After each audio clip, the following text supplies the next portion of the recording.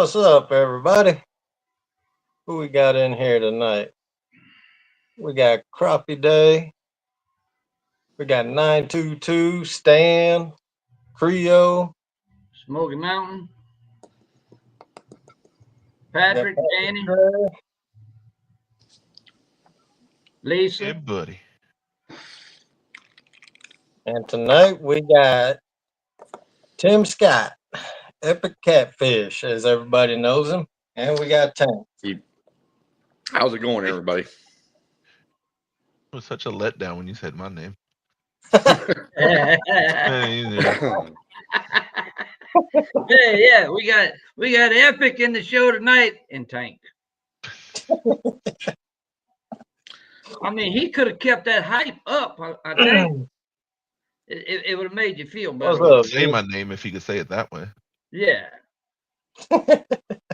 I said Andrew Tank Dufour, Jeremy's brother. Yeah. Introduce him. Yeah. Get him riled up with it, you know. So right before the show, we were talking some pretty tall tales.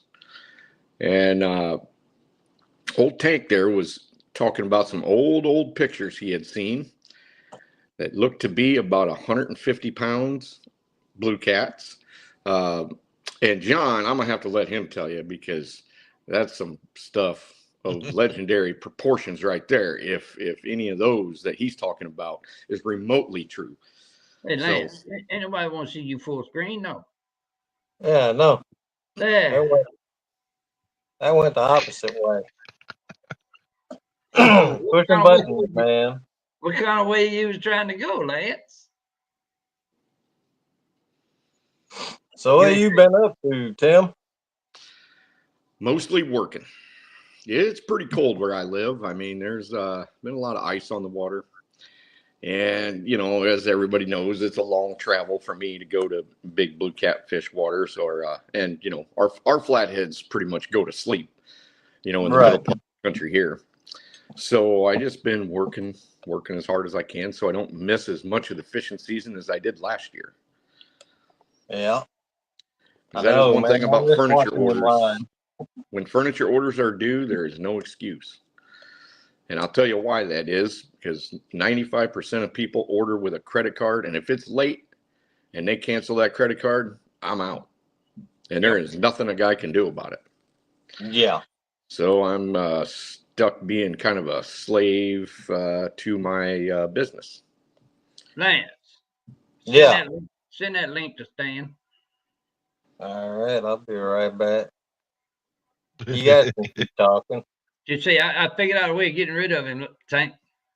Now that Lance is gone. Yeah, see, I got him out of the picture for you. But yeah, it's I hope you ain't shipping that by FedEx or anything like that, Tim. Well, some of it is by common carrier.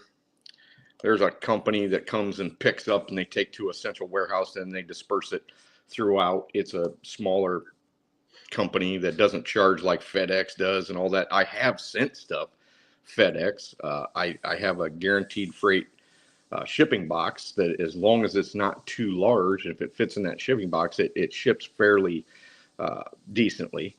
But otherwise, I have to take loads. I've got a like a 26-foot covered trailer that I pack full of stuff and take it up to Michigan.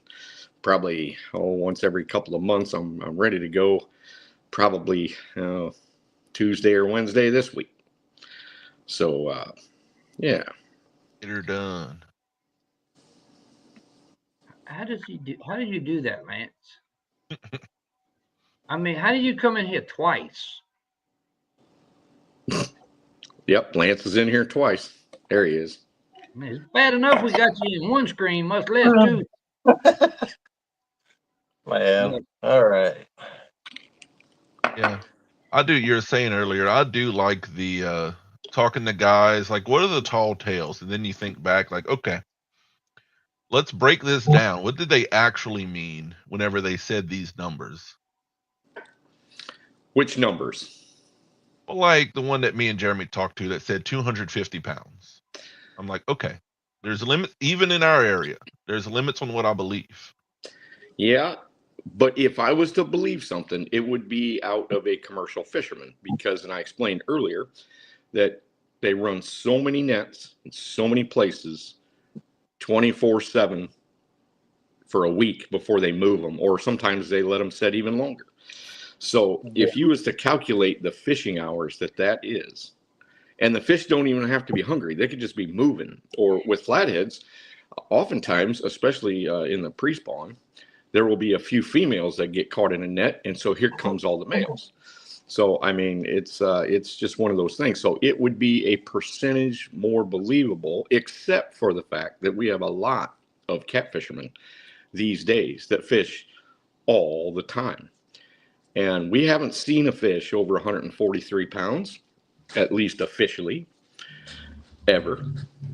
And but I mean, I would bet on a 175 or 178 pound fish being there. I don't know if I'd bet on a 250. At one time, I would. You know, Right. before the dams. You know, as far as a scientific equation, you've got what's called. Oh, what is that? It's been so long since I talked about it. It is called. Well, anyway, the premise of the whole scientific thing is the larger the habitat, the more free flowing the habitat, the larger the species get, especially predators and even herbivores, because they're in a constant battle. But as soon as you start narrowing down their habitat, shrinking it down, then all of a sudden they get smaller. Look at that. Stan, look, oh geez, I didn't wear my hat. Stan's got a new hat. Well, this is actually a very, very old hat. This was my dad's hat. And, you know, I figured, Tim, you'd be up here with the epic hat, and I couldn't let you be the only one with a badass hat on. So I just got a haircut, and I felt like not wearing a hat. Last time I put a hat on, it was Tanks, and it fell down around my ears. I don't even know where that old hat is. I'll put it on. You guys talk a little bit. I'll find it. Oh, we like to cut. We like to cut, though, Tim. Hey, Lance, John, Tank, how's it going? How's it going? We got JG in going here, great. Benoit, and Nubby. Tell stories. Hey, Tank. Well, I did. Tank. At least What's up, Stan partner? had more excitement behind your name than Lance did. I did. Well, you know, I was. I gotta say that I was one of the first original members of Creole Catfishing. I'm just saying. You're for sure the longest one that's actually still there. There you go, Tank. There you go. Sure. I've really love what y'all do, what Creole Catfishing does. I couldn't be happier with his new, with what the ventures that all Creole Catfish, and that's, y'all admit that's what Louisiana is about. It's all about the family. Look at Creole's got the family. There's his brother with it. John Rivercat's Tackle down there in the same area, and that's just what life is about down there. Hey, Stan, I'll give you some way too early news that happened as of Thursday. Uh-huh. There's a new boat on order.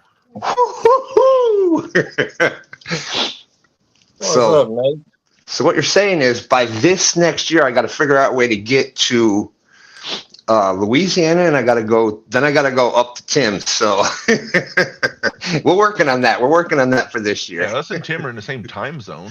That's right. So far apart. Yep. And Stan, just remember, our big fish really don't get up here until about August. So that's right. Well, that's what we were planning on towards the end of. We were going to do it this year, and we're going to get up to Tim's this year, and then just life happens, and that's we're going to work because it was flooded, and it's been flooded so long. We really didn't have a whole bunch of big fish that came up on the Mississippi. We didn't have a whole bunch of big blues. I did manage to catch a monstrous flathead the last trip of the year. But that was, in the year before, Sean caught the biggest fish of the year, 90 pounds on the Freddy rod. Yeah. Live. And then I caught that 67-pound flathead last trip of the year. I don't know, it's late September or somewhere around there. Yep. Yeah, that 90 some pounder, that was Stan 3 was excited and mad all at the same time. I bet he was. Because he had multiple biggest fish on the FOA rods until that point. But anyways.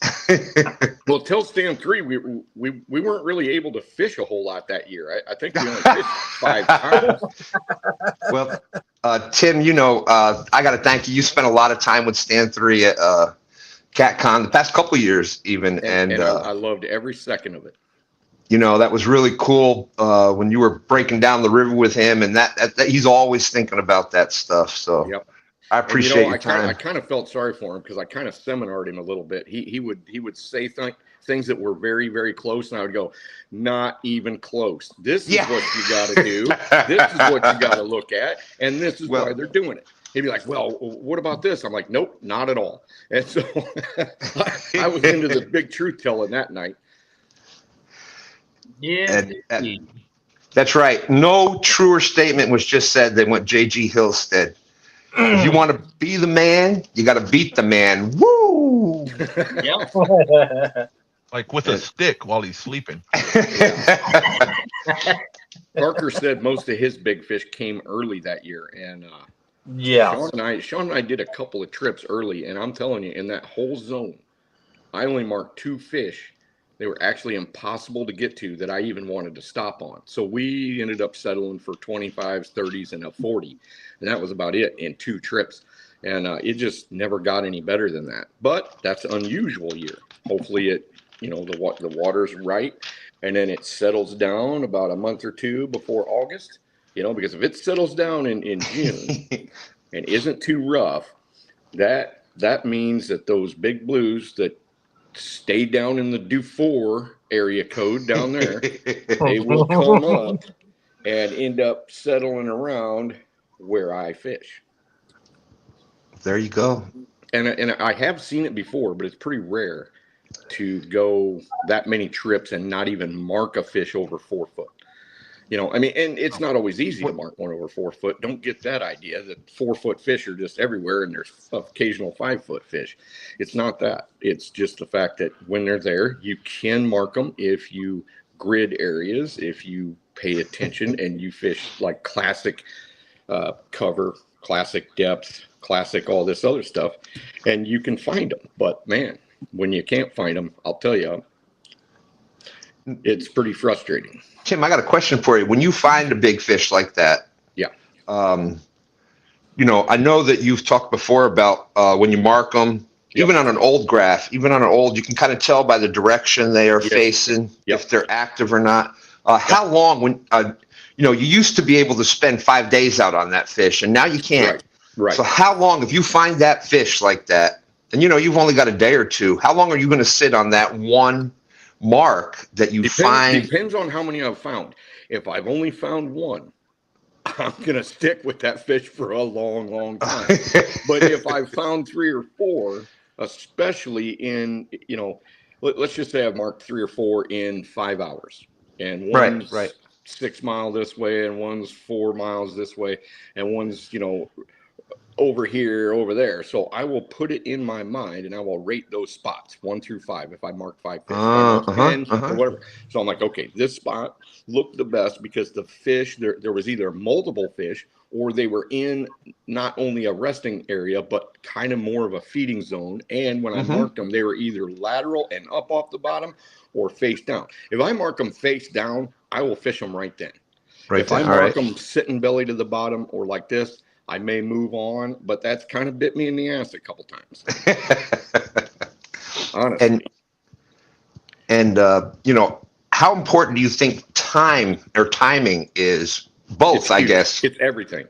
Everything when you're talking about really huge fish. Timing is absolutely everything. Being there at the right place at the right time with the right bait, the right location, the right presentation, everything.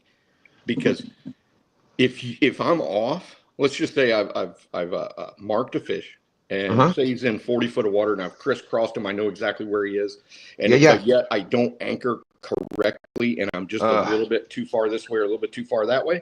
I will literally up anchor even if I have to do it myself with a 40-pound anchor in, And move you know, over. 40 foot of water in that kind of current, and it's horrible. Sean even hates it, but he'll do it. He's like, "Oh, are you kidding? We got to anchor again." I'm like, "Yep, we're gonna have Well, to anchor again." well, Tim, anybody that knows you knows to expect anything. You are, if you're on the boat, you're responsible for anything and everything. That's right. That's just it. That's how it works. Right. And that's where we've had a lot of people ask, because like Jeremy's had a great fall catching bigger and bigger fish, Yeah. and then I finally broke the 100 mark, and people ask, well, what are you doing? What's the big deal? What bait? And it's like, well, there's a lot of things that you have to like anytime Tim talks about fishing, you can tell you have to put in work and you have to be willing to do things. You can't do Yeah. the same old things. You can't Right. be lazy about it. If you really, really, really want to get bigger and bigger fish, Oh, you have to be willing to work. I think, Tank, you nailed it right there. That is 100%. So Patrick Gray says, "What kind of graph do I use to see if they are facing down or just laying there?" Any graph. I used a Legend 2000 to do it, which is like barely better than Eagle technology. You remember the old Eagles that were like $99? Dot matrix. You might as well just played Space Invaders on it. It was just a gray screen with black dots. So, but Absolutely. I use a Hummingbird, you know, one of the newer ones. I don't even know what it is, a Helix 9, I think. But Yeah. I rarely use 3D. It's almost always 2D. Hey, yeah, Parker. JG You know, wants to know if you have a picture. JG Hill, I'm usually so damn excited, yelling out, "I've seen a school bus," or "It's a hippopotamus," or something like that. I never have. And at night, like with the camera, I got my settings a little bit too bright, is what I got, and I got to go in there and put them down. But it just brightens out. So I do not have very good pictures of what I consider to be gigantic fish. Now, you might be able to see them on some old lives, like especially the live where Sean and I caught like 4 fish, and the smallest one was like 70 and the biggest one was like 90 on the same anchor. You might be able to find that. And I think that was 3 years ago, I think. And I do recall pointing the camera and talking about some giants, because I mean, they got up off the bottom. And let me talk about that day. We had been all over the river, and I was fairly disgusted with the fact that I found fish, but they would not bite, and it was still daylight. And finally, I just had to tell Sean, because I mean, we anchored on those fish. I know I was right on them. I knew I put the baits right in front of their face. We anchored on them again. We threw around them. We threw in front of them. We threw to the side of them. They just would not bite. So what I did is I went up 100 yards where the bottom just kind of stayed straight, because where they were is they were in a saddle on a wing dike. So the current's coming this way, and it goes down like this, and there's a current seam, and then it goes for 200-300 yards, and it swings up for the next one. Well, they were sitting in the saddle, basically just with their heads down, but the incline was going like this, so they were just resting. So I told Sean, I said, we got to get up here, because when they make that move, they are not necessarily going to get our baits if we're just sitting there right there when they get up and move, and they'll pass us, and then it'll be too late. So we got to get up to that next wing dike 300 yards away and have faith. Spread some baits out, put it on that current seam, and get some down rod. And I'll tell you, we didn't even have down rods down until I saw them. I saw the first one of them come underneath the boat, and that thing was like on the fish finder.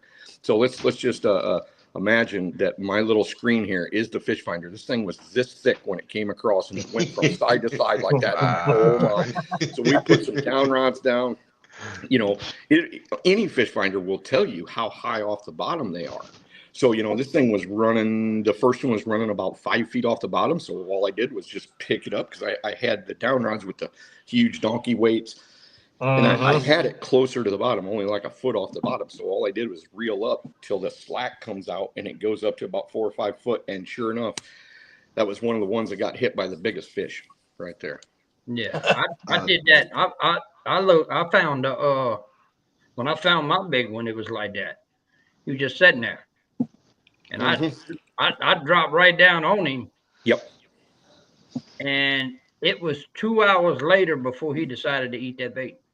And, you know, I would say a lot of my fish close to or over 100, have been like that, where I mark one single fish, pretty much get the angle on him, throw a bait, and it's still, even though he's the only fish in the whole area and you don't get any other bites, you get one single bite and it still takes 15 minutes.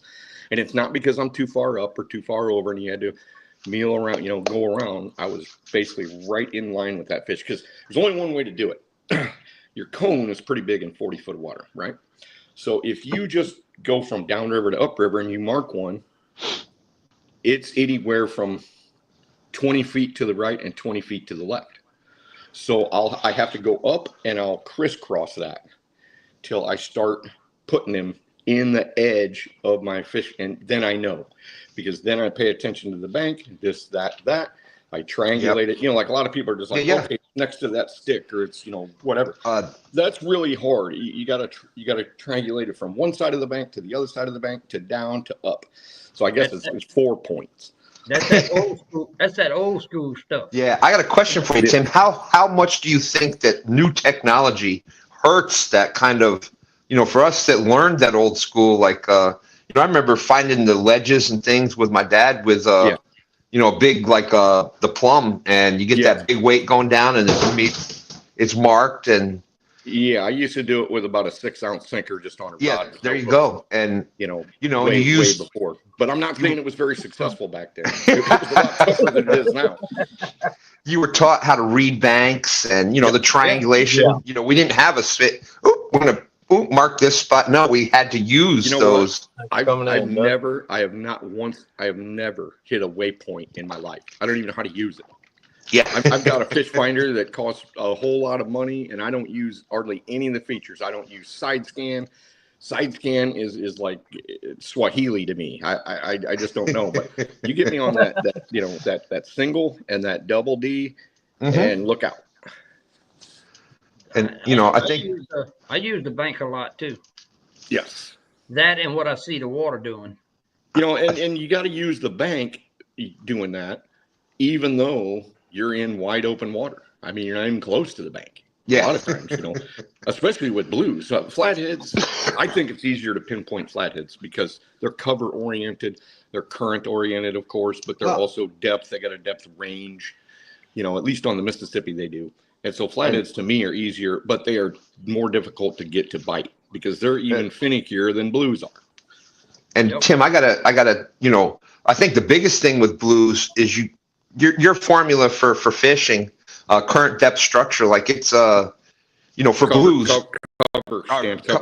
Sorry, I was. But anyways, can't mess that up. Absolutely. But that was the biggest thing. I know for me and for us here in eliminating where we would be. You can eliminate a lot of water where you used to fish it before. Absolutely. But now you learn now for blues, they love that. They love the current at a certain, and when I was talking to you about that before, it was there's no exact answer. It's just you kind of learn it. Yes. And after a while you can go and you're like, well, no, I'm not even fishing here. I'm going to go to the next boat ramp or I'm going to do this because you can tell just by looking at the water. After a little while, you can tell by looking at the water. I'm telling you, Stan, I was no different. I spent a lot of my early years fishing stuff that I didn't know any better. I thought I was going to be able to contact really huge fish because it looked real fishy to me. Maybe it was next to a backwater that had whatever, but it just didn't have enough current, didn't have enough depth, or, I was fishing more of my flathead and channel cat mentality. And I'm going to correct myself, Stan, and I apologize. I was still talking about flathead equation. You were actually correct.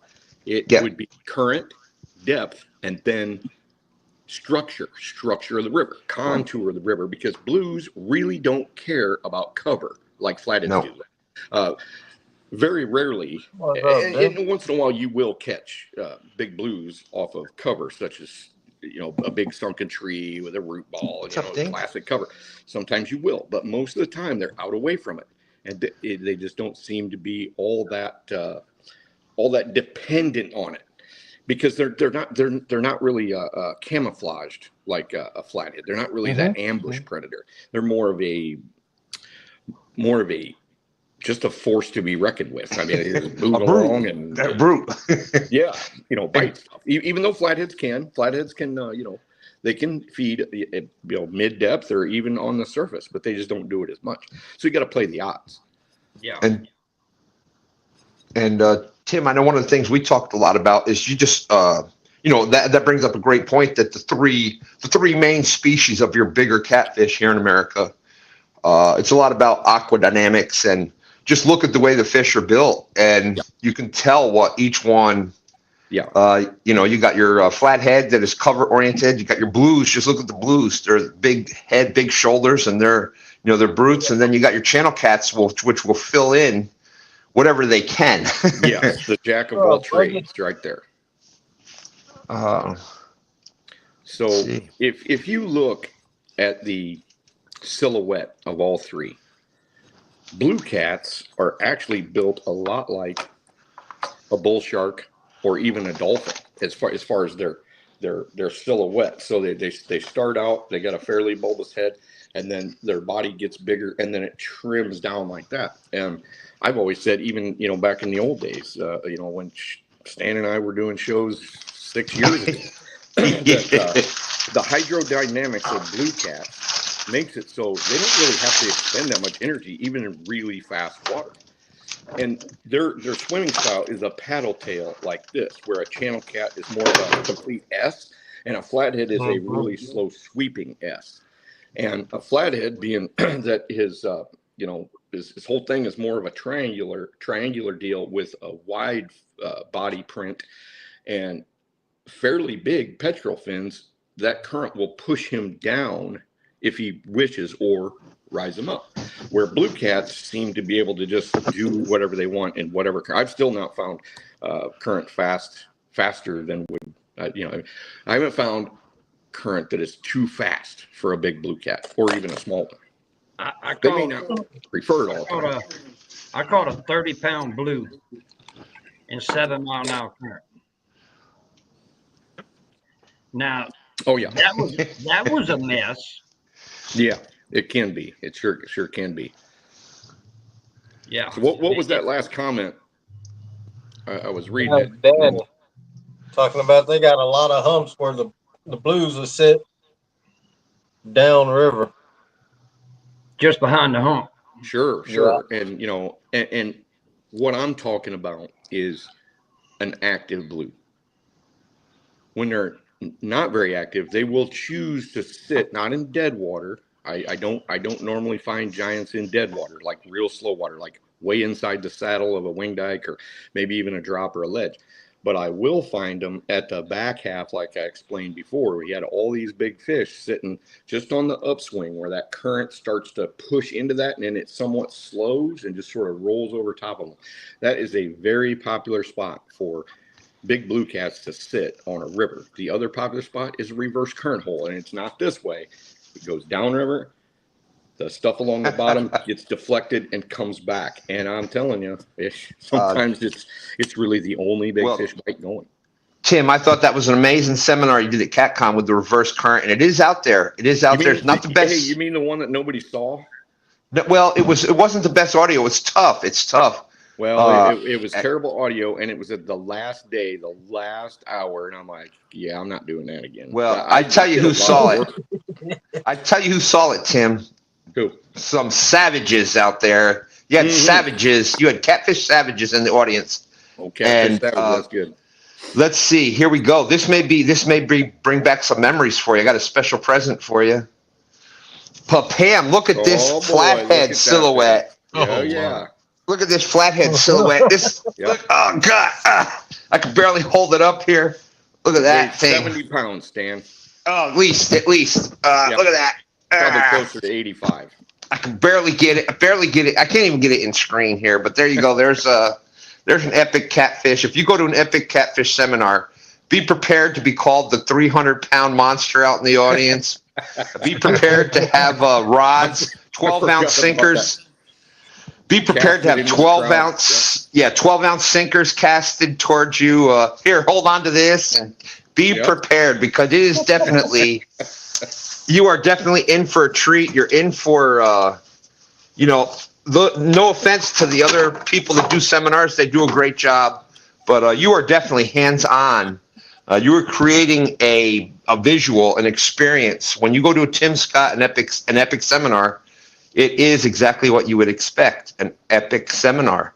Well, I do want people to see in my mind a little bit, because I do believe it is a little bit different than the average, and I've fished with lots of guys. I mean, lots of experience. And, it's very rare that I don't spend a day with somebody that has fished maybe 25, 30 years, maybe caught some big fish. And once I start explaining stuff, they're like, I never thought about that. I'm going to go back. And usually when they go back home and they go fit, they're like, oh my, that just opened, that was the key to opening that better success all the time. Yes, indeed. Tim, I said it. I'm sorry. Go ahead. Epic. What is your feelings on 3-day bite? The 3-day bite cycle, for some reason. And I've been wanting to do more of a scientific type approach to it, but I haven't had the chance to. But anecdotally, it's pretty easy to see when you're watching live shows all over the country and nobody's catching a darn thing, and it takes 2 more days for the bite to straighten up. And see, I used to do that. I used to go, pack up all my stuff, and I go for 7 days. And I might get there, and that bite was great the first day, decent the second, and fell completely off by the third, and wasn't any good until the last day I was leaving, the 7th day. Or it was terrible when I got there. It picked up a little bit, and then it was like the best bite you could get for maybe even only 3, 4, 5 hours, and then fall off the next day to about half, and then down to absolutely nothing, especially if a storm front rolled in. If a storm front rolled in, you better be at the right place at the right time, because that you can't hardly buy a bite for another 2 days after that storm front, especially if it's colder. And you better be on the big fish before the lightning and the thunder comes down, because once the rain hits, it's over. I mean, that's just my opinion. Now, I'm sure people have had other experiences. It doesn't matter what story I tell, there's always somebody that disagrees. Well, I've caught all my giant fish in 2 foot of water in the winter. I'm like, well, it doesn't happen here. And or at least it hasn't happened to me. And Tim, there's always the stories of the barbecue sauce, Hubba Bubba, bubblegum grape, and on the third full moon in July. Yeah, you're always going to have a Snoopy rod with a frickin' crankbait throwing the willows. Any scientific experience, there's always anomalies. It's nothing is ever, even in a controlled. It's hard to get that 100%. And there's always going to be. Yeah. So when you hear the things, it may be different in your waters, but we want to try to give that what the majority. It's a good chance if you follow these things. There's always, like we said, that anomaly, that 10%, whatever. Yep. But for the 90. You want to find the swath that is the most likely, and then you'll have some that are off the chart this way and off the chart this way. But if you chase the ones that are off the charts, you spend way less time catching big fish, as far as I'm concerned. So that was one of the reasons why I wrote that journal years ago. I did the captain's logs. I fished so many different places. I just ran amok for a lot of years. I went to places that I thought had bigger fish than what they really did. And, over the years, I've just settled on, not really doing that big round from, Table Rock Lake and Lake of the Ozarks and doing all this, going out to the James and spending, all that money and all that time. Where, I could drive 4 hours and do that. Now, at one time, I do believe that the population of big fish was a little bit better on the James, like back in absolutely. 2006, 2007. We have definitely plateaued, Tim, and it's definitely... discouraged. I don't think it's on a hard downswing. I think it's mature. No, but I don't think it is the golden ages. It's we still got. Hey, when you can go out and catch multiple 30s, 40s, 50s, and even 60s. When all of my grandkids have caught 60 pound plus PBs. Yeah. And they can all say, "Grandpa, we caught a bigger fish than you did." You're in a great, one of the premier blue cat, and I think flathead. I think blue cats are kind of here. We kind of plateaued, and we're still kind of up here. Flatheads here on the James are doing this. They are. Oh my gosh! And do remember the growth rate on a flathead is approximately half as fast as a blue. Wow. It's, and you know, even on those growth rates, there are some that are like 30. I remember literally cutting the otolith bone out of a 36-inch flathead from the Rock River, dissecting the otolith bone, putting it on the microscope, and I had to check 3 times. It was 36 inches and 36 years old. Wow. Now that was an outlier. Okay, that was crazy. So most of the 36 inchers that we unfortunately had to harvest to check an accurate growth rate, most of them were between 12 and 14 years old. And 36 inches on the Rock River is about sexual maturity. So, you know, and there were several that went to that extent of 36 years. 50 pounders, some of them were as high as 60 years old. Now, you will find people that try to tell you that blue cats don't live more than about 20 years. Yes, and flatheads, etc. Yes, and flatheads. And you know why that is because they did it the other way in the beginning. There's a lot of studies out there that they clipped the dorsal spine, the dorsal and the pectoral spine, and then they tried to count the rings. Well, the rings on those grow together, especially the older they are. So don't trust that 20-year thing. If a blue cat that was 90 pounds or 100 pounds is only 19 years old, everyone would be catching them all the time. Think about it. Flatheads too. Yeah. You couldn't absolutely. help but catch 20 years absolutely. old. I concur. And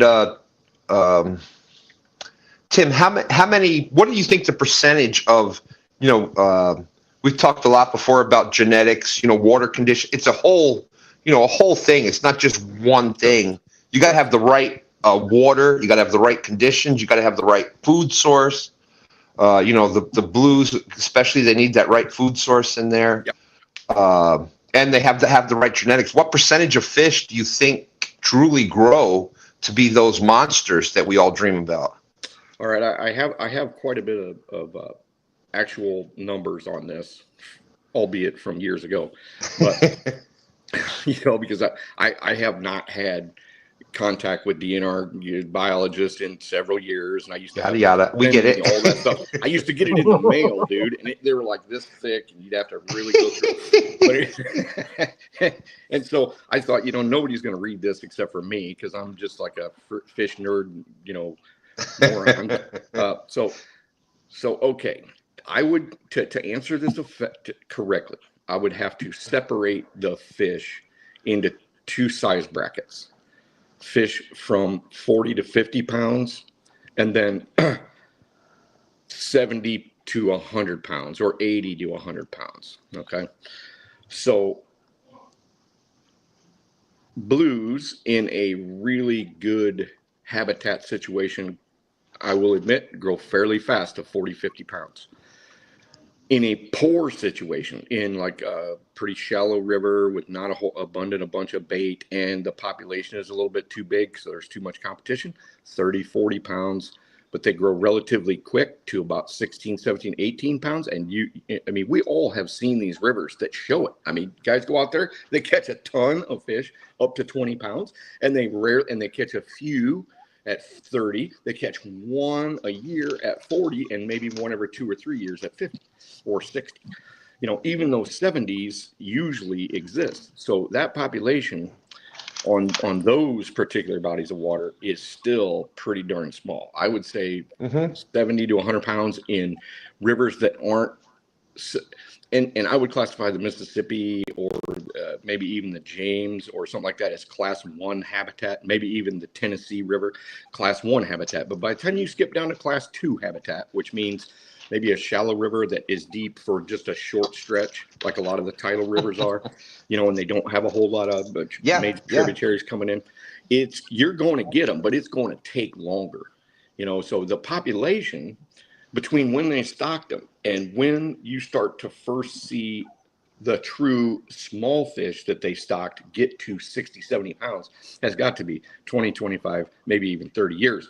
But as it matures and as you get more big fish that eliminate small fish, naturally, because they're cannibals. If not even if they have to. It's just that small catfish intersect with big fish habitat because little fish don't know how big they're not.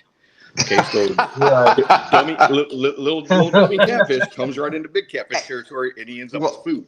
Well, is that why that that little 3-4 pounder laps onto a shad? I mean, we've caught them before where they couldn't even get that piece of, but they clamped down so hard. You got them to the boat. They have no idea how big they are. The only time I've ever, or how small they are, they're like chicken hawks, off the old cartoons.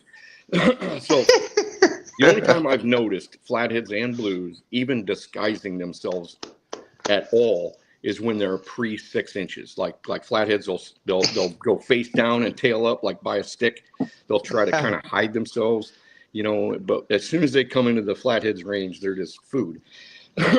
So same thing with blues, they won't hide as much. Channel cats hide a lot. They really do.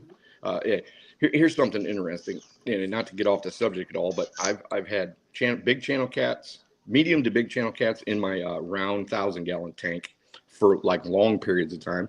I've had medium-sized blues up to very large blues in my tank at different times, and I've had flatheads. So when you walk up to the tank on big channel cats, they literally can feel your footsteps. And how I know this is because I can kind of see through the tank a little bit. It's white. You just see shadows, but it's like if you're just standing still, there's almost no movement at all. But as soon as you start stepping on that concrete and get close, they start flitting around. If they see you, like let's just say I go up there and I just sit and they can't see me and I wait like 20 minutes. As soon as I stand up and they see me, it's like they're trying to get away from an eagle or some predator. Blue cats, they rarely do much of that. Flatheads don't give 2 craps where you are. They're going to hold their ground. They don't get nervous. They just look at you, and you poke a stick in front of their face, and they will bite it repeatedly. So, I mean, that's the difference between channel cats will most likely protect themselves. I'm sure they will if you corner one.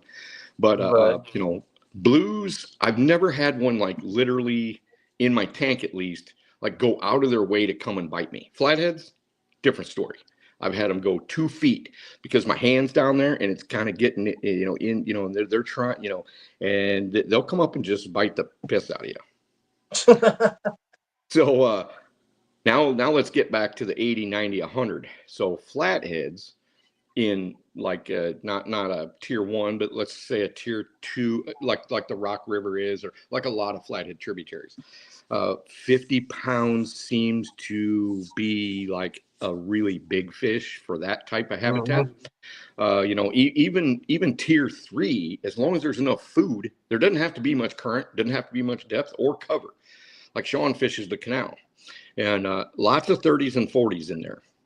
And you would think that the thing is it barely runs. It's 4 foot deep for miles, and it has a couple of locks. It's about like that canal you've got by the James River. So 50 pounders used to be more common before people fished it a lot and before jugging was legal and all that stuff. So now it's kind of dropped a little bit. They've had a few issues with some winter kills and stuff like that. So Sean's catches a lot, but now there's a huge amount of 5 to 15 pounders, and we catch more of those than at any other time in the past. So there's not enough big fish left to eliminate the small fish. So think about this.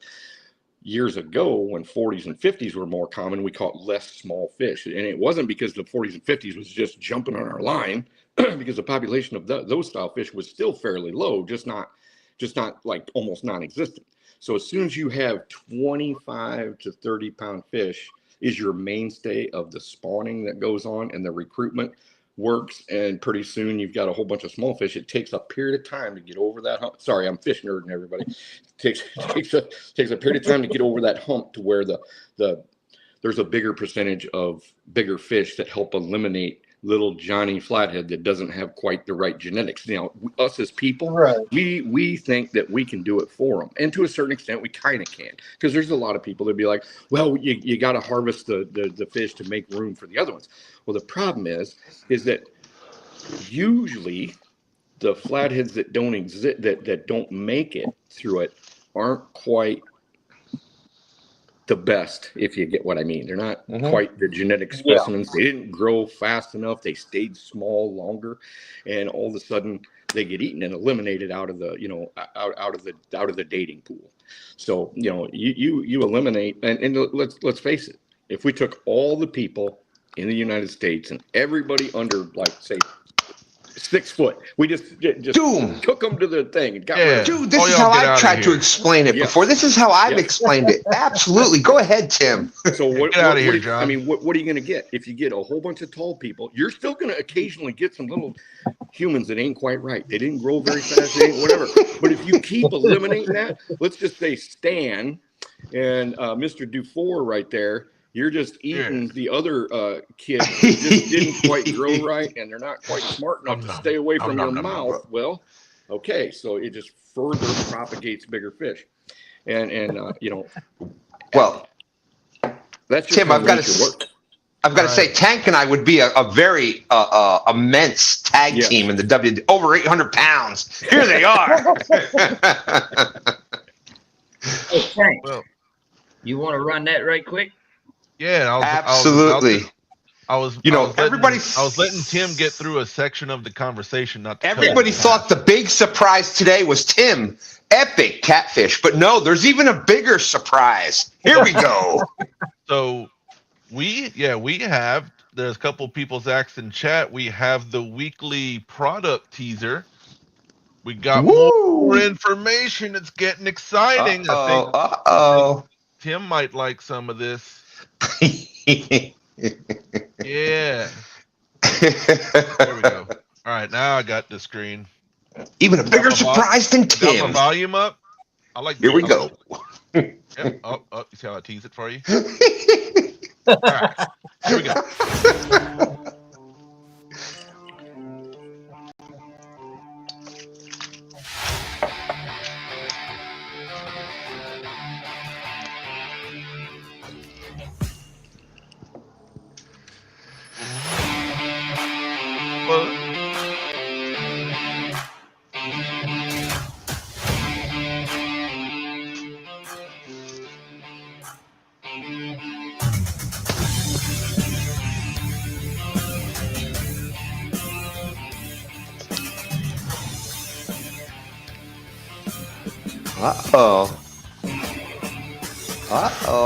I got my own heart pumping.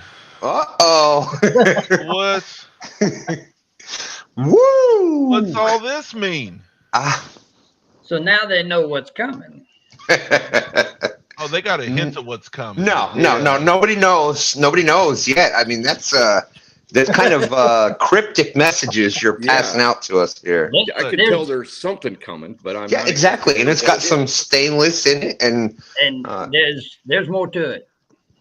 And we know it's J and S, so we gotta get it where the important person there is the S. We understand that, and it's not 2 stands. I'm just saying. Yeah, Smoky Mountain. So is that going to be at CatCon? Because it said February. Yep. Yeah. The what? It'll be. You should be able to see what the product is. You just don't know details yet. Ooh. What you think, Stan? If you have to, what is it? You saw a picture there. What does it look like? I don't know. I think it looks like something that's going to help a lot of people catch a lot more fish. I'm just saying. What you think? Give me a full guess there. I'm just saying. Well, it obviously isn't line because we're talking about stainless. Yeah. So, we're talking about pretty revealing this week. You can give me some guess. I'm going to say it's either a brand new rod series or a reel series. That's what I'm going with.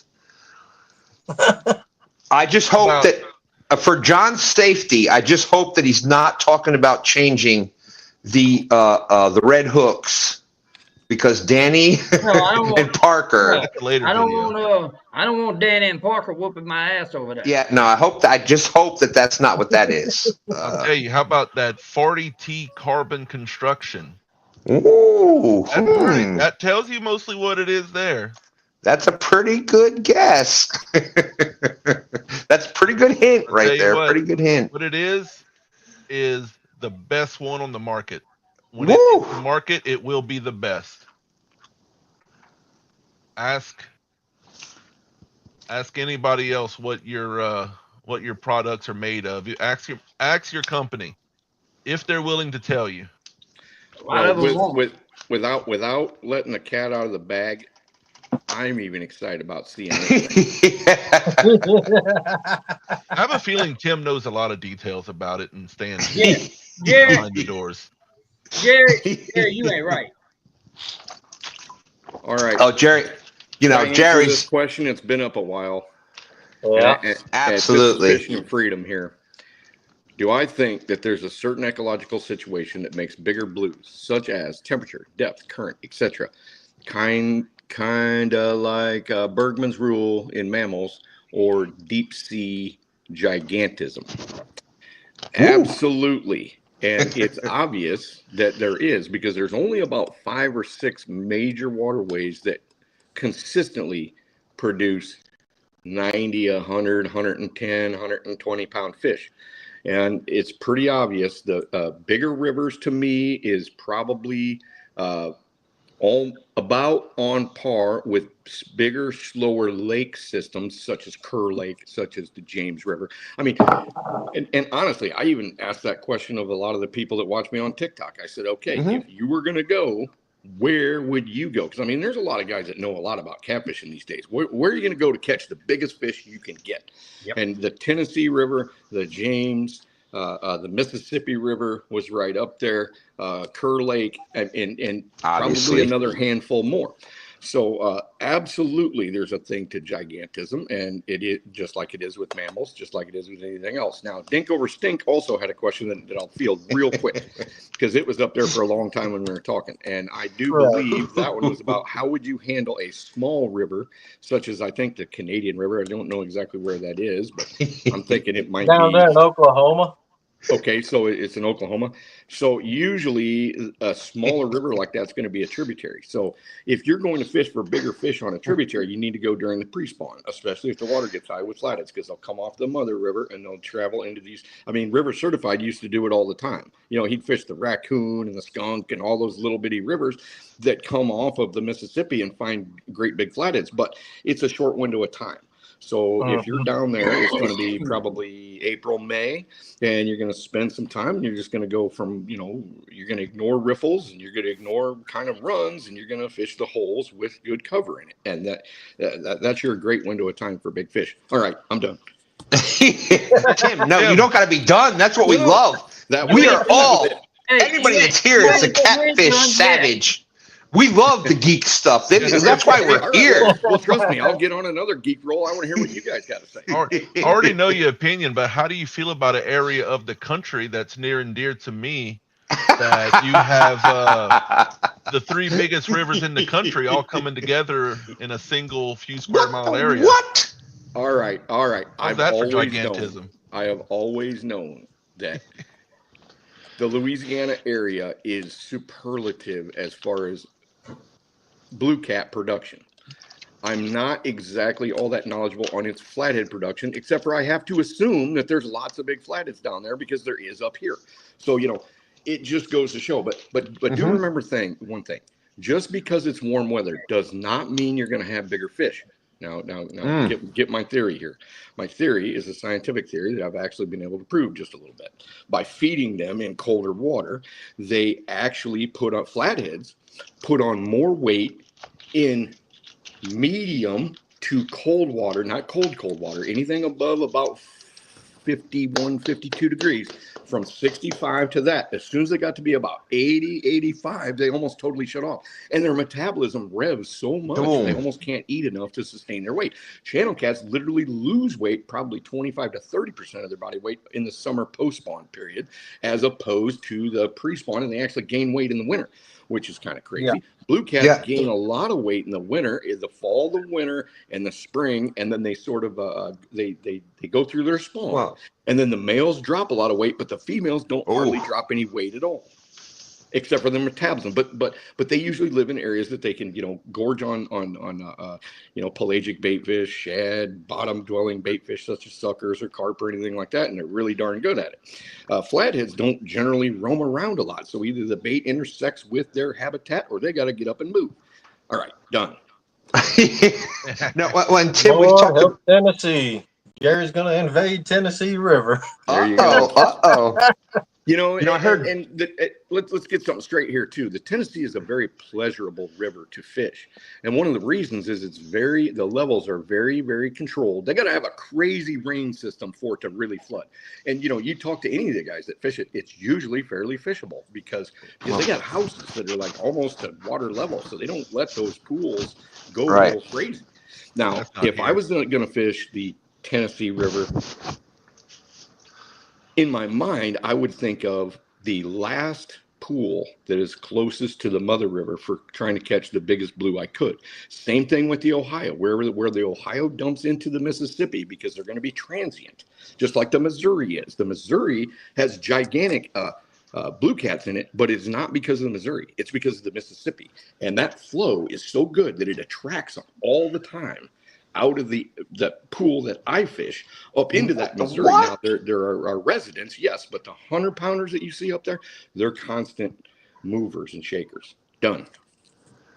Well, Tim, I just gotta stop something. My today, for those that don't know, is my 35th wedding anniversary. Ooh, my wife just messaged me, said, "What are you doing?" Like I was letting her get some rest today. That was what she wanted for her 35th wedding anniversary. It's just a quiet day. And she said, "Hey, where are you?" This is how important Tim is in our life, Epic Catfish. I said, "I'm talking to Tim." She says, "Okay, tell him I said hello. Don't take too long. Don't take all night." She said, "Make sure you tell him I said hello." Well, hello, Stan's wife. D. Smithy loves you, Tim. And I know. I know her name, but that's one of my things. I usually call my friends' wives not usually by their first names. Absolutely. So thank you, Tim. I appreciate you being such a big part of helping us out. And dude, I love talking to you guys. It's a riot getting to talk to Stan when he's not on TV. Holy moly! You never know what's going to come out.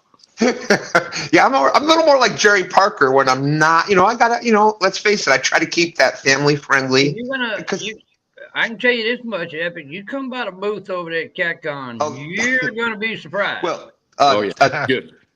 Tim, John as well has experienced my wife, so he's heard her in the background. Shut the F up! What the hell's the matter with you? Yeah. She lets me know when I screw up. I'm just saying. Oh yeah. I love it. My favorite is, what are you talking about, woman? Yeah. Oh, we give, that's 35 years. You got to go back and forth. You got to have that. It's just that give and take, and that's what it takes. You got to find that right person. And obviously the S, when we were talking before with that J&S signature series, the S is the most important part. Miss Stephanie there, a big shout out to her. Yeah. I can't thank her enough. They've helped us. She was helping my wife with some different things with, making hats and shirts and all that kind of stuff. So big shout out to Stephanie. And, if you go to CatCon, she's coming this year, right, John? Oh, yeah. Absolutely great. Can't wait to see her again. She's got a lot of card swiping to do for all the sales.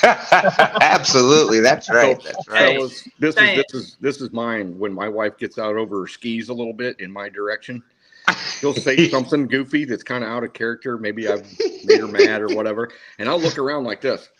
Who are you talking to? Yeah. That's it. Hey, Stan. Yes, sir. Stephanie wants to know if Dee is going to be there. She needs to talk to her because I'd love to have her get there. She could sit there she could just sit there in the booth with her. She's, my wife is kind of, Tim knows, like, she's kind of antisocial. She just, but I. You know what? At CatCon, she'd be fine. Yeah, absolutely. Sean's kind of antisocial too, and he does fine at CatCon. Look, Tim, this is what I get instead of a wife. Okay. Well, maybe Hey, that, it's still no. Shut up, John. is that one of the cats that actually likes you? I've got one that doesn't even like me. I He was gonna does. say. He's being a butt right now, but this one's actually really sweet. Oh, good. I was gonna say something, Tank, but I'm not. No, Byron can't have my cat. Oh, Yeah, that's yeah. Now, Tim, for those of us across the country, let's face it, Louisiana, what, 10 inches, I think, of snow? Yeah. Just crazy. When they have those situations, even in Virginia right now, we've been here since 2011. Yeah. And we had some conditions like that where we're below freezing for, we're talking over a decade ago, but it hasn't been like that since then. The winter was mild for the most part until it hit January December, January, and man, we've had some snow. We've been below freezing for the whole week. The James River is froze from Richmond. It's froze all the way across the river. Stan, one of the things, I am well aware of that because whatever weather you all get, we get it first. And the Absolutely. It has been like 1 degree, -6, high of 3 for days and days and days. So usually, and what happens is that weather, as a catfishman, you got to be a weatherman too. So that weather will dip down out of Canada from the west, and if there isn't any of that ocean wind coming up the United States into the coast, well, y'all get it because it just keeps swooping down and it goes out to sea instead of going back up to New York like it usually does. It usually comes over, hits Nebraska, hits all that stuff, hits me in Illinois, sometimes southern Illinois, and then goes back up through Ohio and then ends up hitting the upper East Coast, and then that's it. But there's these weird years where y'all get hit by that stuff, and I kind of like it. Yeah. We are getting some reported fish kills 9 inches of snow this year. But the question is, Tim, when those Louisiana getting freezing temperatures and snow, and then obviously like I think it was 75 degrees in Louisiana today. People were putting up the weather thing from Louisiana today. What do the people like that like? So we're going to get some warm weather now. It was 50-something degrees here in Virginia. Louisiana got, obviously the temperatures came back a little bit to normal. So when we go through a nominally weather condition like that, it was freezing across the lower part of the country. Yep. For those of us that still fish year round, like what's some of the things that we can do to kind of increase our chances? Like where should we look first? Usually they will, even though not always, sometimes in the cold water period, they will be in deep water, very next to shallow flats that they can go up. Now, I have never been able to consistently target them on shallow flats like I can in deep water. So I haven't avoided it. It's just that it's so hit and miss. And do remember, in cold water period, their bite window, like in the summer, their bite window might be 3, 4, 5 hours. But in the winter time, it might be only an hour or two where you get a decent bite, because otherwise they're just doing this. You put a bait in front of their face and they go just back up from it. They don't even care because they're full. They ate 2 days ago and they still got it in their stomach. They're still full from 2 days. Because the metabolism is lower, right? And their digestion is so slow. Any full-blooded creature, think about it, a snake, a turtle, or whatever. Think about turtles and snakes. They don't eat all winter long. Absolutely. And like an alligator, when it's gators, ice, they just put their nose up above the ice a little bit and just sit there until they warm up again. I mean, and literally catfish somewhat do that, especially flatheads in the North Country. Yes. Blue cats are probably the most active in the cold water period because they do so well, and their metabolism is fairly high, even for big fish. Right, right. So you got your metabolism rates. You've got channel cats being the highest metabolism out of the three, flatheads being the lowest, and then blue cats being between flatheads and channel cats. So they're in a pretty good spot for feeding in cold weather. Now, do you think the metabolism and I know we've talked before, you think that the next big monster catfish is coming from a lake or something like that? Do you think it's because, just face it, you're in the river, you're constantly, even if they slow down, they're constantly moving, they're constantly using energy. Yeah. And I'll tell you why that theory is that way, is because I have caught fish that are so long that they absolutely are almost a foot longer than the world record sometimes. Yes, 10 inches, 8 inches longer. But yet their silhouette is not as thick because they got to work for a living on a fast river like the Mississippi. I mean, we've had absolutely gigantic fish that should have weighed a ridiculous amount that only weighed 101 or 103, and you see them like at any of those tournaments that somebody catches, like, and every once in a while you'll get a really robust one. I got a really robust one a couple of times. One was 143, the other one was about 130, and then on the same anchor one time I caught 200-pound fish, and one was robust and the other one was kind of long and sleek. But the odds of a lake fish, as long as the habitat's really good and as long as they're able to live long enough, just like old Tim King called me the other day, and they were going to change the length limits on Kerr Lake and any of the lakes that they had put blues in, like in, I don't know when they put them in, 91 or 2, 93, 94, somewhere around there. Now they're starting to call them invasive, even though they're the ones that put them in there. So the DNR is basically demonizing them, and they're wanting to take, they're wanting to take the 36-inch limit off. And like I told Tim, I said, nobody wants to go. Nobody's going to drive Tim, to talk about fish in a river or a lake that commercial fish has eliminated most of the big fish. Nobody's going to. They're not spending thousands of dollars and driving all that time and staying in hotels and doing all that stuff, paying for a guide trip or just fishing themselves and buying gas and doing all that stuff. So a pound of fish flesh is so infinitesimal. It's infinitesimal compared to sport fishing.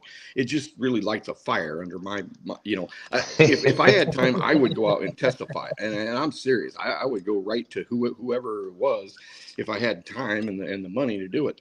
Because the legislators have no idea about catfish. No idea. Really Right. They think that they're this hulking beast that is eating everything, because that's what the DNR tells them, and that's what the bluegill guys tell them, and that's what the crab people tell them, and that's whatever. Oh, we got to get rid of these catfish. Bass and et cetera, yes. Yeah, but none of them. My answer to that is. How many bass fishermen, et cetera, et cetera, et cetera. Even, you're fishing for crappie and you hook a small channel cat or something. Oh, yeah. A cat fisherman has never hooked something else and said, oh my God, this is the record. No, but every other fisherman out there has hooked into a catfish and said, oh my God, I've got the record, whatever. Every single fish out there. Yep. Every single one. Dan, it is fish racism. I'm telling you. Yeah, I agree, dude. And I was doing the stab to the heart. They were taught, when they were little, it's just a garbage fish. Absolutely. Catfish. They just sit on the bottom and they just do all this stuff. And they want to fish for these prized game fish that might hunt or whatever. A huge 8-pound fish. Woohoo! Yeah. Ooh, boy. Let me tell you something. If there's one fish, at least out of the fish local to my state, one fish that if it's in those waters can decimate the population of every other fish, and that's a sac-a-lait or a crappie. I know for a fact they are greedy. Tell them. It is a known fact down here. You do not put crappie in a pond because they will eat everything. Everything, absolutely. And they will not allow even a blue cat. They're born tiny. They're very prolific spawners too. And that's part of the problem.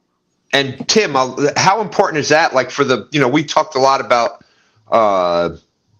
the bigger catfish. Obviously, if you have a small catfish or versus a bigger catfish, it's exponentially number of eggs, and the eggs are bigger. Absolutely. Yep. Yada yada yada. So they've got a better chance. It's scientifically proven that your bigger catfish lay. Number one, the eggs are all healthier. The eggs are bigger. There's a better protection for them. The fry are born bigger. They have a better survival rate. The egg weight per number is up to 30% bigger on a fish over 50 pounds. And people don't understand how important that is. So that's, Not only that, their chances of success are even more, because when big males are protecting those fry, there's not a lot of fish. I mean, they run up on a big male and they're like, Creo's busting my bananas out there. He said Stan thought he had the state record blue when he caught that. I did, dude. I thought actually I was either a blue or a flathead, and I'm like, woo-hoo-hoo, we got this. This is gonna be. And then once it went past a half hour, we're like, all right, this isn't a blue cat. This isn't a blue cat or a flathead. This is something else. And man, that was when it started pulling Dan's boat upstream. We knew it was not. Dan's had a 24 or whatever. When it starts pulling that up against current and things like that, we're like, all right, this is not.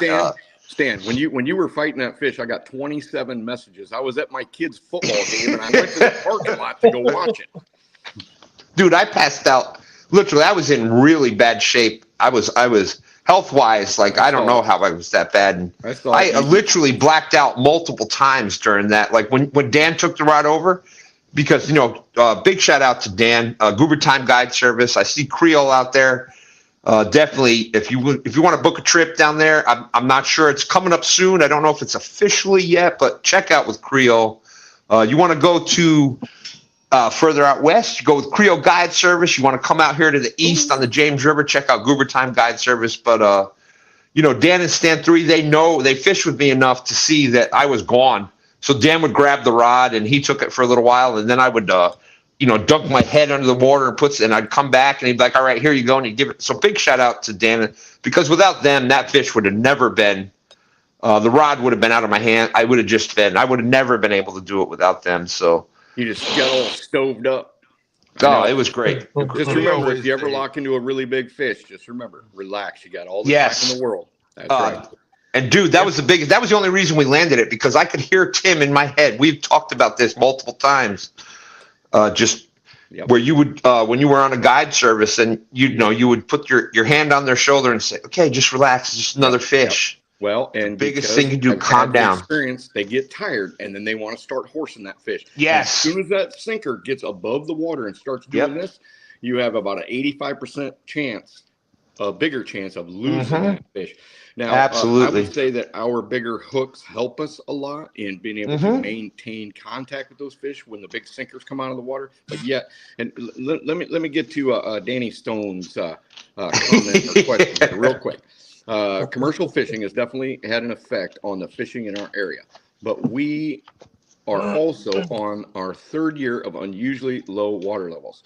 Do I think that has a major effect? It definitely has a major effect, because if you think about it, extremely low, not just normal. You can have normal low, and blues will still do their big migration. It's the same problem I've had up here with extremely low water levels. They don't, and blues are the same way. They don't migrate very good in high water or extremely low water. They like that medium flow, so they're going to shuffle more. And so when you're in that situation of you're not seeing big fish where you're fishing, you're going to have to jump spots. You're going to have to move, because they're way less likely to move and all that. Now, I've even been talking about going down to Louisiana if I could have broken away, and I thought I was going to, because I got ahead on my furniture orders, but pretty soon I got inundated with orders again, and so that's out the window. But I was really planning on about a 7-day trip down to Louisiana. I was even talking to Creole about it. I was talking to John about it. First I've heard, is that out the window? I'm gonna cry now. I know. Tank, it's never out the window. It might just be delayed a little bit. It's never out the window. So, Danny was pretty spot on that. Does that have an effect? It absolutely does. Anything that's going to hinder blue cats in their migration on a free-flowing river. Now, if you get something like the Tennessee, where they're hydro dams, they're not necessarily going through the hydro dams. They're kind of stuck in that little, that 28, 30-mile pool. So, that's not as important. Certain pools can produce bigger fish than other pools just because of the nature of it, how much fishing pressure it gets, all that stuff. And cut. I'm done. All right, Tim, I want to ask you something. Yeah. You mentioned a little bit ago, you get a giant fish, and I completely agree. You don't want to horse it. Yep. You want to take your time, and I'll say watch any of the videos, like the one I got nominated for Video of the Year, that when I caught the nominated Catfish of the Year, I was holding it with one hand, taking my time, having a good old time. Yep. Why I was able to do that, if you want to help me on that, quality hook, quality terminal tackle, quality gear. Bam. So I know I use the River Cats tackle stuff. When I get it hooked up into them, I have 100% confidence. Okay, but one thing you cannot have super confidence in next time you get a 100-pounder on, especially in any kind of monumental current, is the fact that the harder they fight you, the less you want to fight them, unless you're in danger of losing them on like a shipwreck or a big sunken tree or something like that. Around the anchor you just line. Want to lead them like a big dog, and I say it, Yes. I've said it a million times. You lead them like a big dog, and you fight them from either in front of the boat because they will pass you. If up enough pressure, they will pass you because that current speed is coming this way. And the other thing, if you'll notice, you watch all my videos, whoever's fighting the fish is always in the front of the boat. We never sit at the back. We might fight them at the back for a while, but once you get into net range, you got to put the net guy 12 feet or 15 feet behind you, because when they come up, they may come up kind of next to you, but it's pretty rare. Most of the time they'll come up at the back corner. So you got to have that net man ready at the back. And there's a guy that I'm kind of coaching right now. I think he just started a YouTube channel. He calls me on the phone and he showed me a video of they lost a big fish because they were backwards. I mean, the fish guy, guy fighting the fish was downstream of the net guy. It just doesn't work very well that way. But you got to rinse and repeat. So you're going to bring them in a lot of times. You'll bring them pretty green. I mean, they'll be thrashing and doing all the crazy shit on top of the water. So you might just have to let them go again and then rinse and repeat. Now, the worst thing that happens when you're on anchor is that if that fish gets tired in that current, you'll never be able to reel them in. Okay, so you'd have to up anchor or whatever. But so many guys have spot lock now that catching giant fish should be easier than ever before, because then you take the current equation right out of it. And it's like, and I'm sorry to say, a lake blue cat, even a giant, does not fight anywhere near what an anchored situation on the Mississippi with decent current does. Those are monumental, sometimes 45-minute fights, sometimes 30-minute fights. Sometimes I got to let them down 5 or 6 times, even with the tackle I've got, even with the knowledge I got and all that stuff. And I still bring them to the boat pretty green. But a lake fish of that size is pretty easy. I hardly ever had to, let them down and repeat, because you just kind of float around with them. Yeah. And I'm not knocking it. I mean, it's a lot easier on the angler, that's for sure.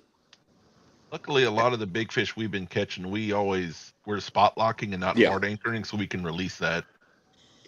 And saves a lot of time and struggle. Well, they can't use the current against you then, because you get a body that's that wide, and all they have to do is turn a little sideways in that current, and all of a sudden you've got another probably 100 pounds of pressure on that fish. I mean. And Tim, let me. I hope everybody out there is taking notes. For people that haven't, they're trying to get to that next level of catching the big fish. You've had some big ones on and lost them. The little things that Tim is saying, like, that is the difference. The rod, the person that's fighting the fish in front of the boat, letting that you bring the fish up. I lost my biggest catfish. I'm almost positive of it. I wasn't far enough up in the boat, and it came up right behind the boat. And, coming up, if you get a big fish, Tim is right. You want to steer it. You want to let that fish swim. If you get a big fish up to the top in current, it's over. It's like the biggest, dumbest spinnerbait you've ever seen. And they open their mouth. It's like a 5-gallon bucket.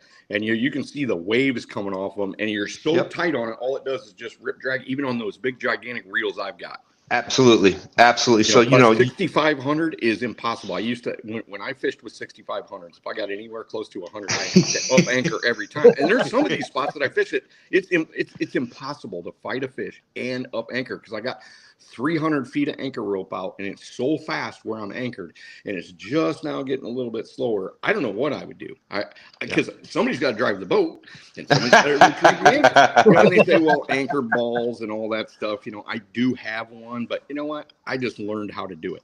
I just learned how to do it, learn how to lead them, learn how to pump them up. And if they get all stupid and fiery on me, I just let them down again and rinse and repeat, and just keep the line off the bottom of the boat.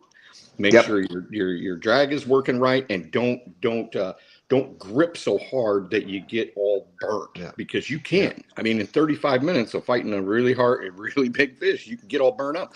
I actually had a buddy that's about Stan's size. Actually, he's a little smaller than Stan, but we were only like in our 30s, and he was like a pro athlete. I mean, he actually was a catcher in.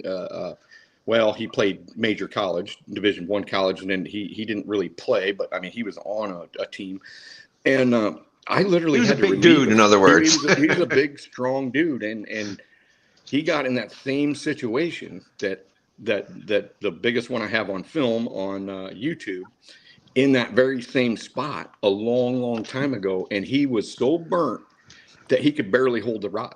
And I had, you know, we were all cocky back in that day, and I do have some film of it, but it's on VHS tape. You know, the big giant giant shoulder, because we had another guy in the boat, and he actually filmed it. But, you know, we're right on film. We're smoking and cussing. We're in like cut off t-shirts. We have blood everywhere. And I'm making fun of John. John's bitching at me. And so finally I'm like, John, this is all you got to do. You just got to use the fulcrum. You just got to do this. And, you know, I'm like, you just got to lead the fish. And John's like, oh, I don't want. He was all red faced. It was like one of those nights that it was still like 90 degrees. He was like overheated, dehydrated. He was done. Oh, dude. Like I said, I passed out multiple times during that sturgeon fight. And, Lancer, Tank, if you could highlight Creo Catfishing's latest comment there. If only a company made a rod designed to reduce fatigue. So, does he mean like high quality pure carbon content? No, I don't know. Quality material? I don't know. I don't know what. I'm not sure. I'm not sure, but that would be amazing. Carbon would be in that category of good. If there was ever somebody that could design a rod like that to reduce fatigue, that might be something. That might be something. I'm kind of interested in that, because the older I get, you know, I used to be able to just basically pick up 100-pound fish and just stand up to them like Superman. Now I got to have my kid or Sean help me just throw it under my lap, because I mean, I'll drop it. You know, especially with this bad finger now, it's bad. So no, but I've got rods, and a lot of people ask me, what rods do you use? I said, you wouldn't believe it if I put them in your hands. They're so big and so dumb. They're 7'10". They have very soft tips, but the butt on them is about like that. They're not like pool cues. They're great blue cat rods, but they're not fun to fish with. I'm telling you, if I had a rod that weighed about half as much and still performed that well on the bite, that was just limber enough like this, and you could manage it more like a flathead rod, because there's no way I would take my blue cat rods and ever want to, you know, even try to catch the biggest of flatheads, because it's just terrible. It's like a tuna rod, a Goliath grouper rod. If only we had talked to guys like you before coming out with product designs. Maybe. Let me ask you, Tim. Yeah. What would be a good weight rod? Oh. Well, okay. Actual, like, take that rod, set it on a scale, and still do what you're looking to do. I don't know what mine weigh by themselves, but with the reel's stinking 3 pounds. So the whole setup's like 6.5 pounds. I mean, I may be off base, but it feels like it's about 7 pounds total. If I get by with half of that, I would be tickled. Well, the way I'm looking at it, this rod, we're hoping that. Hey, they know what it is, but they don't know what it is. Yes, it's a rod. All right, it's out. Crap, it's out. What are you doing, Stan? Nothing. We're looking at trying to keep it secret. We're looking at somewhere around 10, 11 ounces. Oh man, that's great. That's great, because I'll bet mine are double that. Easily. Easily probably triple that, Tim. They probably are. It's probably the only rods you have that are less that is the little short FOA rods. Yes, and that one kind of scared me that day. I was like, holy moly. because you just don't have a whole bunch of control. But Sean got kind of lucky. That fish didn't go out and down like a lot of times they do. That fish actually just went over and underneath the boat, and he was actually able to lock him in because that current was so strong up there that it didn't really turn. He kept it faced into it, and he landed it in fairly short order with such a small rod. And, if these new ones will perform, like that, which they will, with more control because you have the length and you can cast them better. The one thing that I'm probably the only one or one of the rare ones, I want to be able to throw 24 ounces of weight and 3 pounds of bait. So we're talking, up to 5 pounds. A lot. And I don't need to throw it a long way if I'm using really big stuff like that. But I do want to be able to throw 12 to 16 ounces and about a half a pound to a pound of bait, a pretty good distance, maybe 40, 45 yards. And if you watch my videos, you'll see how much effort that is. When I throw, I'm constantly grunting, and I got to give it everything I got. I got to get my hand all the way down here and my other hand all the way up by the reel. And I got to get and hook that thing to get it to go. And I have never broken one of those rods. Now, probably because they're more of a glass composite. I don't even know what they are. I just knew I needed bigger rods, and they had them down there, and I bought a bunch of them. But they don't make them anymore. Some form of glass. They don't make them anymore, and they haven't made them. The company still is doing it, but their rods aren't even close to what these things are. Yeah, but Tim, I'm a big believer like that. That would be great because you could fish your average 40 to 50 pound fish, and it would still be fun. Because like a 40 or 50, unless I'm in like really hard current, if I'm in slow current with those rods, they're not even fun. And a small comment I always throw out when you talk about the size rod, and Tim Epic Catfish over here is talking about hunting for literally 130 pounds up to world record catfish. If in your local waters you're catching 15, 20 pound catfish, one, be happy with what you have. Every body of water is different. Two, you don't need as big of a rod as Tim does. No. Great job, Tank. That's great, why they don't great make comment. them anymore. Nobody needs a rod like that. Well, I'm a big believer in there's equipment. It's based on what if you're it's like if you're building a house and you're doing that. That's what your job is. That's what you do the whole year long. Well, you need the best equipment that you can get. Yes. If you're going to build a dog house, that's all you're going to do that year. Well, you can get away with like a Phillips head, regular screwdriver, and you don't need power tools. You don't need all that. If you're putting roofs on like single story houses, absolutely, you don't need so big of a telehandler. Absolutely, but I'm putting them on 4-story houses, so I need a really big telehandler. Absolutely, maybe even overkill. Absolutely, and I think that's. Can you go out there with that $25 Berkeley rod and the whatever from Walmart? Absolutely. We've caught monsters. And that's a different thing. We talk in general terms, monsters. Monsters in somebody's water. That's right. Is one thing. 15 pounds. At one time, a 20-pounder was a monster to me. Now, dude. A long time ago.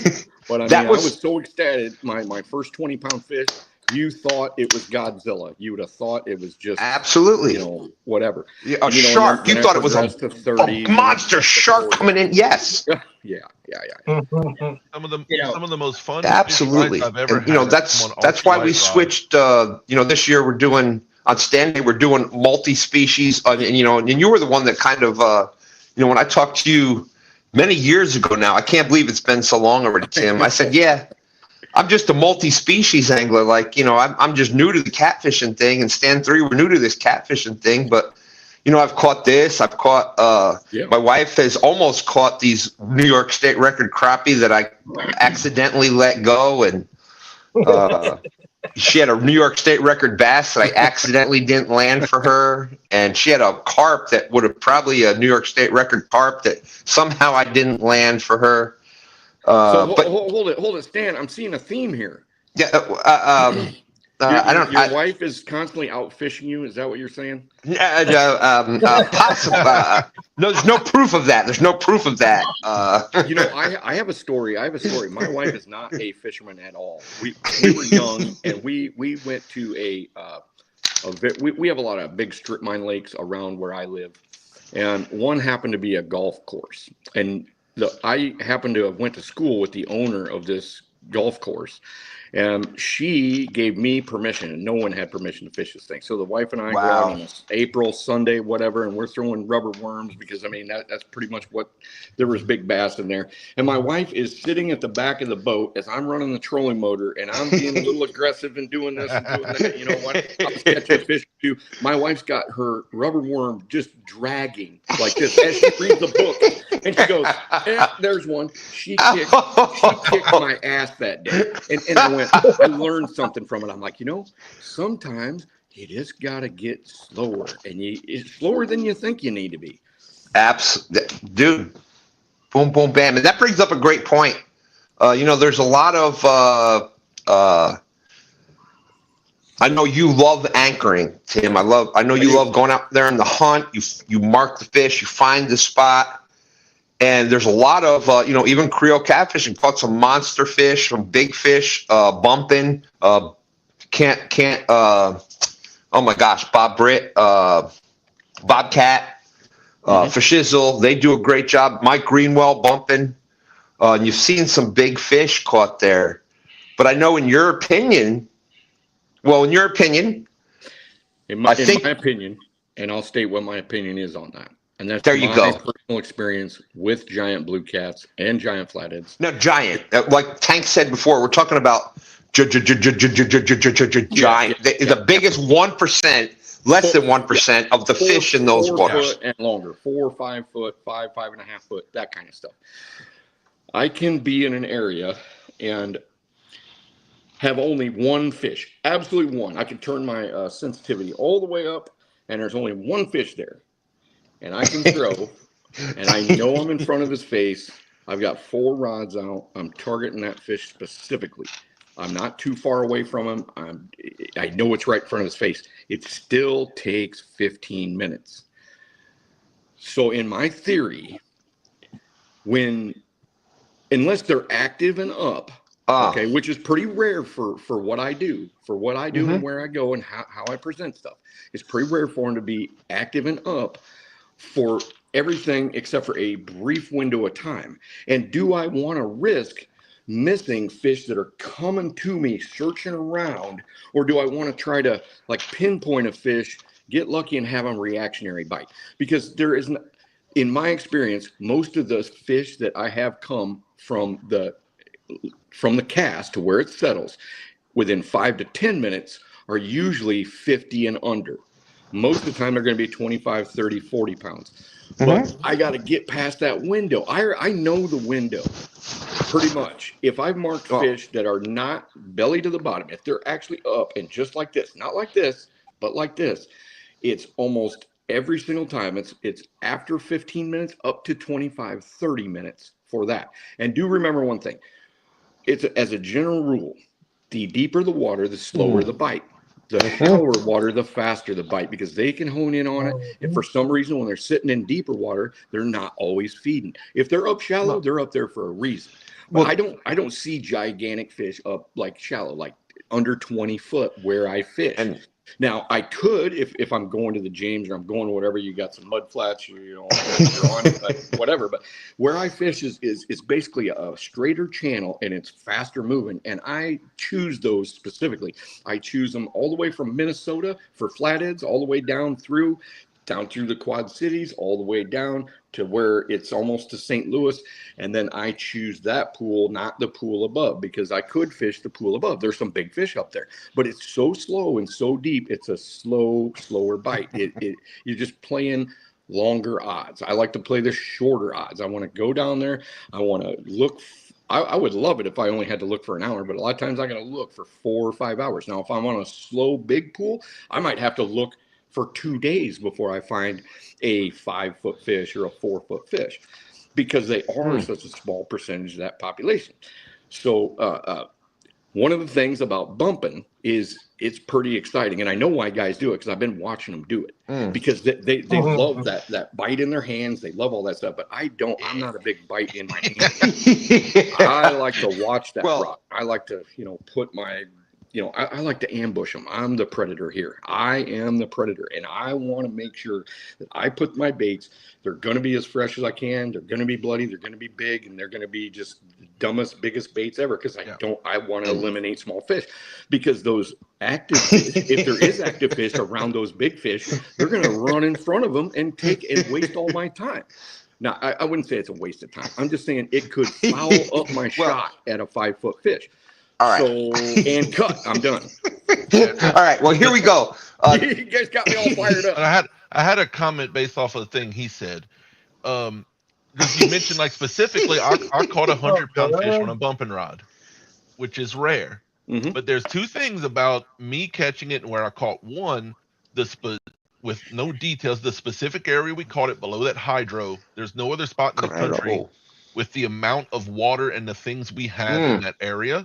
Boom. And I firmly believe, and Jeremy's with me, we have more 70 to 100-pound fish in our waters than anywhere else in the country. I'd probably agree with that. Me catching that fish bumping is a much higher % chance than, I always bring up somebody like the Ohio River. I think that's where Greenwell is. Him catching that 80 was a way bigger deal than me catching 100. Like, by a lot. It's all a big deal. It's all a big deal. Absolutely. Yeah. This is nothing against Mike Greenwell. Love Mike Greenwell. But I see a lot of his videos on TikTok, and I can tell how big the fish are because he shows takedowns. I'm like 20, 30, 40 at the max, but he doesn't show the fish. I can tell already. So I know what he deals with on the Ohio. He's got a good population of 20-pound fish. He's got a kind of a decent population of 30, a very small percentage of 50 plus, and 70s are slim on wherever he's fishing. Because you can tell, because he goes after it, he puts a lot of baits in the water, he covers a lot of water, he does all that stuff, and he fishes a lot. So I would tend to agree with you. If you're going to be a monster hunter, you can't necessarily fish in your backyard. If I was to fish in my backyard for blues, I'd catch none. Boom, bam. On Tennessee, 15 minutes and they're on the water. If I lived in St. Louis, look out! I would fish after work. I'm gonna catch 500-pound fish in a year. But no, I can only go down there 5 or 7 times a year for only just 2 days. I could leave right now and in 20 minutes text you a picture of the spot I caught that 100-pound fish. Oh. What are you doing? It is my backyard. Why are we up here talking live? You should be out on the river. I'm telling you, I would live out there. Tim, even here, we're 15 minutes from Richmond. Yeah. So we're kind of like the upper lower. We're the upper part of the lower the tidal section of James River. And, we've seen Stan 3 catch some great fish. I think the biggest fish he's caught up here is almost 80 pounds, that's probably the top. Less than 1% of the fish, weight of the fish. I think that's one of the biggest fish you're going to find up here. In the upper reach. Yeah. Upper regions of that. Yes. If you really want to go after hundreds, I'm telling you, Stan, you got to get in the lower third. Well, and Tim, that brings up the acceptable all the way, even a few miles down into the salt water. That brings up my point. That's what I'm trying to point out is that's 15 minutes. It's so hard for those of us that, we've been doing this monster catfish thing for only a few years. So it's hard for a lot of us. If you want to go after those true monsters, you were the first one that said it to me. And I didn't, I kind of at the time was like, this guy's a little nuts, but I loved you since the moment that I met you. And, you've said it's a journey. And, when you're catching, you haven't caught 20s or 30s yet. Man, you start catching them, it's hard to give them up until you keep catching them. Yep. And then all of a sudden it's like, wow, this is great. I'm catching all these.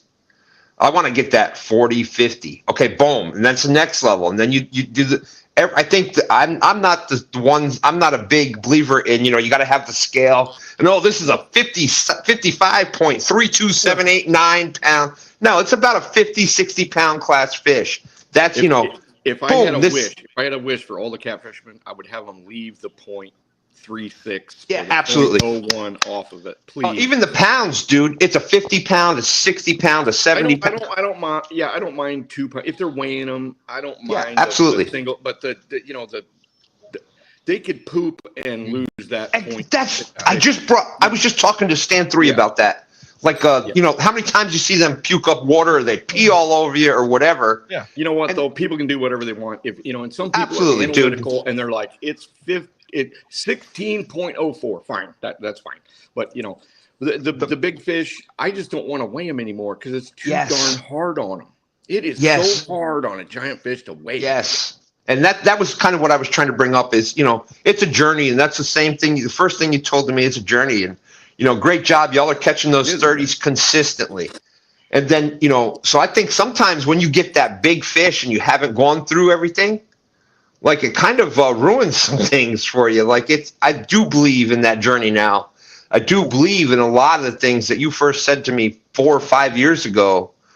You know, that it's the experience, and you were so happy being part of that. And, you know, especially with Stand 3, I'm an old guy, and I've run through all that stuff, but seeing him go boom and experience those levels and go to those different things, I think that's, you know, you got to experience each level to understand the next one. So a lot of things you're saying, it's hard to translate to people out there that have only caught, it's not a down, you know, it's not a downside on anybody out there because, you know, we're blessed. I know exactly what you're saying, Stan. And, you know, there's levels at which people are going to be really happy. And you know what? I'm happy for them. I've been excited about seeing people catch 2-pound channel cats. I've been excited about 10-pound flatheads. I've been excited about 30-pound blues, 25-pound blues. I've been excited for people about that. And I still am. You know, do I want to do it myself? No, I absolutely do not. I mean, I will leave small fish and rather catch nothing, but that's my preference. But Tim, at one point in your life, you did do that. It may have been 40 years ago. But I quickly moved to the quickly moved to, okay, I've got this down pretty good. What am I doing wrong? What do I need to do? What exactly is going? And dude, I'm telling you, that's what goes when you watch me on a live. That is what's going through my head. Even today, I'm like, what am I not doing? What am I not seeing? How do I need to operate to present to the fish better? Sometimes there's nothing you can do. You rack your brain and, you know, fish and, you know, shoot, I did a live once on the Mississippi where I normally catch big blues. We caught one stinking drum and then it rained on us. I mean, I was like, what in the heck is that going? But Tim, that's a great live. Epic catfish day. What? It's a great live because you passed on a lot of information. Okay, what do you do when you're experiencing this? This is what you look for. But it's very hard to teach without the success. It is very absolutely, hard. dude. Even if it's even if you got your buddy with you, even if it's a guide trip, even if it's a live show, if you're not seeing results, because I like to say, okay, look, this is what we're going to do. This is what we throw down. And this is what's going to happen. And then it happens that it changes their lives forever. But when you do that and it doesn't happen, they're like, oh, geez. Okay. Well, and Tim, I know it's almost 2 hours into the show. How important do you think it is? You know, look at the monster fish that you've caught, and you've got years and years and years and years of experience of catching big fish, and you've used some other equipment. Yep. You know, for those of us that haven't caught as many of those big fish, you know, when we caught that sturgeon, we were using an Uncle Lou rod, which, man, that rod, I never doubted that rod. We were using good line. I never doubted it. How important do you think it is, like, for the people that don't have as much experience, maybe having that next level of equipment that you can count on? Yeah, you know, it is. You know, you can never really chintz on equipment. You know, if you're in any sort of water that you have a shot, even a slim shot at a really big fish, it never hurts to upgrade your equipment if you can. Boom. Now, I'm not a big believer in spending a whole lot of money on equipment because I'm horrible on equipment. I'm telling you, I ruin stuff. I go through reels. If you want to know how durable it is, just throw one of your products in my boat, and I will ruin it. I'm telling you.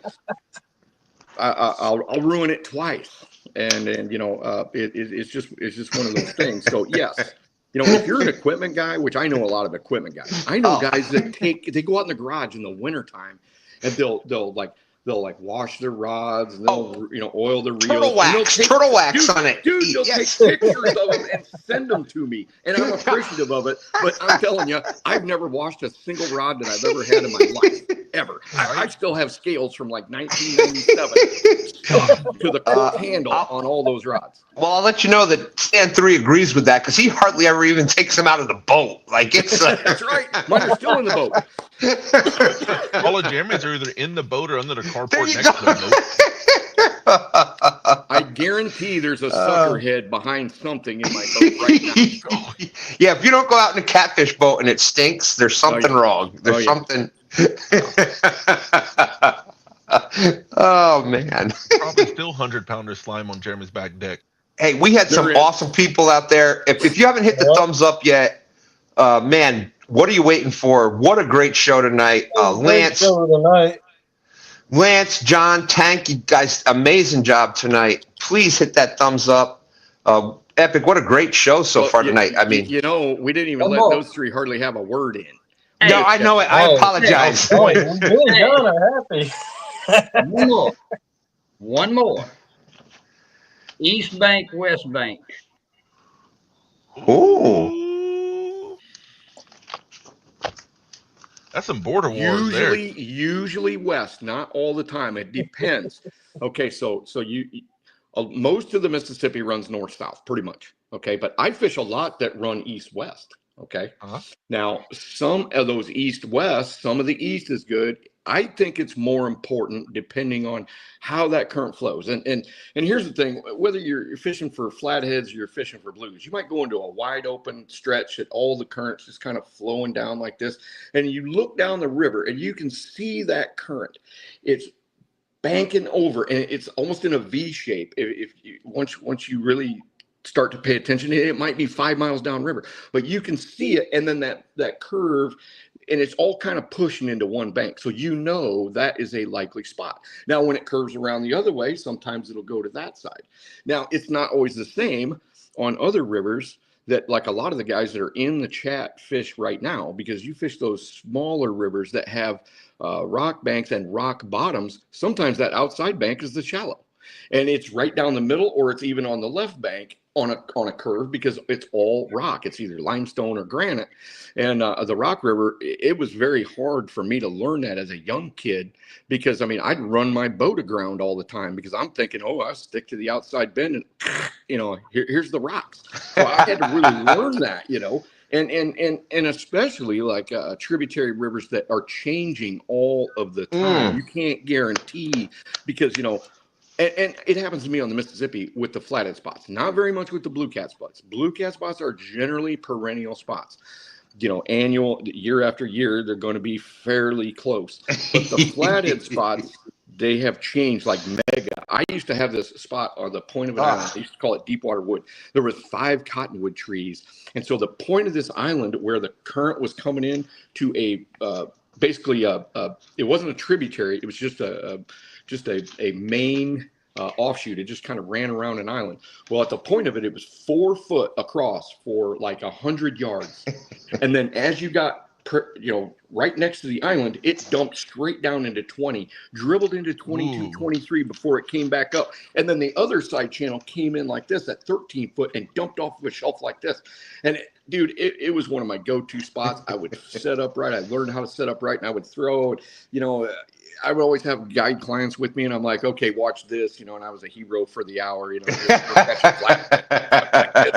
watch this. This thing's going to tumble down, and if they're there, they're going to hit it before you stop. So that would happen, blah, blah, and boom, we catch one. Sometimes we catch 6, 7 flatheads in this spot at once, at one time. And most of the time they weren't giants. The giants had to come after dark, but it was so far removed.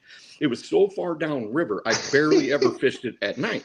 So I had other big fish spots that were closer together. So I had to leave it alone at night. And one year we had a flood, and I came into that thing and I thought my fish finder was broke. It was 2 foot all the way across. As soon as you got over that first plunge, it was 2 foot. All the wood was still there sticking out of the water, but it was just 2 foot, and it has never recovered since. And I lost a great spot like that. Yeah, that is. We've experienced some of that here, Tim. There's been some, like I said, the James River, the flatheads are what's I think you're going to see, blues are they're there, but that flathead, like we've experienced even up here, the flatheads where you're catching more of them, more consistently, bigger ones, and I think you're going to see some more huge flatheads coming from the James River. I think that's where you're going to start seeing. When I was down there in the summer, I think 2006, I snorkeled right there at the falls. Yeah. And I counted almost 30 flatheads from 5 to 25 pounds just sitting in a rock crack. Absolutely. Above. Now, I didn't swim below. It was above. It was directly above. See that far in y'all's waters? What's up? If you snorkel in our water, you ain't seen it unless it touches you. Yeah, that's right. Yeah, it was actually low and clear on the James. That river is pretty clear up above, and then it doesn't really get dirty until down past Richmond. Yes, yeah, past Richmond. Well, and that's it makes sense because once you go up to the Richmond, just up above Richmond is the fall line. So for the tidal rivers, there's a certain spot where it just doesn't go up any further. Yeah, that's the James River. It's we're about from Richmond, it's about 110 miles down to the bay, to saltwater, and where it empties out. But upriver is, your normal, it just flows one direction. Yep. And it's pretty clear because it's a lot of rocks. It's a lot of filtering. Yep.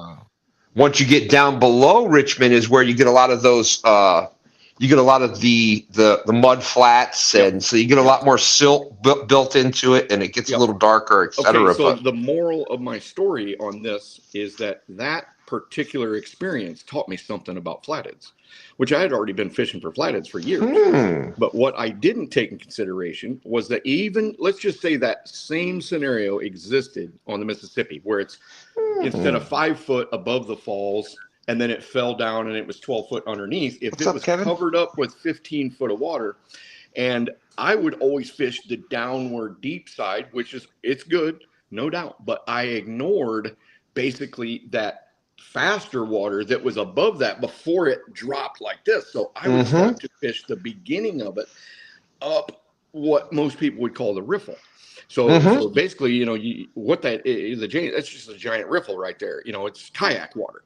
And so you can stop in that kayak water, even if it's inundated, even if it's on the Mississippi, or even if it's on the Tennessee or the James or wherever you're fishing. Sometimes the most active flatheads are going to be up there. It's your quickest bite. Now, that's not when I'm chasing giants. If I'm chasing giants, I'm always going to go deep. I have this joke with a friend of mine. I say epic catfish always goes deep these days. And so, I was going to make a bad joke there. But we'll let it go. That's a backstage thing. It is. Yeah, I'm holding back. What a great crowd tonight. You got Kevin, Palmetto Cats is out there, Catch Fish with Us. Great to see everybody in. John Boys, just awesome. As Tim calls them, we got a bunch of catfish savages out there watching the show tonight. I'm telling you, there's no better people than a bunch of catfish savages. I love them. Guerrero Bagre. Where they come from, it doesn't matter if they're from the deep south or the extreme north. They're always good people. Guerrero Bagre saying the takeover epic and 2 stand. Well, I just like to talk, and Tim just happens to like to talk about catfish. So, we kind of work out well together. I'm a conversationalist on anything but politics and catfish. That's about the only thing I'm talking about. And we all know we're not talking about politics. That's a whole different show. You know what though? You'll find most catfishermen are in our politics. Absolutely. What do you mean I can't blow up that tree with tannerite? That's right.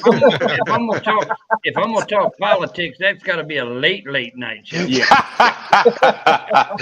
Burrito catfishing lady Lisa says Stan likes to talk. No, never. Well, like I said, it's she brought up before. It is my 35th wedding anniversary, and I'm here talking with you all about catfish. So that should tell you how important this is to me. Your wife already texted me, and she said she's expecting a phone call for her anniversary. Me, you, and her, like old times.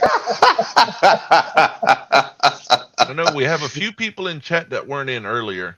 If you want to talk to anybody, River Cats Tackle and Ancient Mariner will have a big booth at CatCon. Come and talk to us.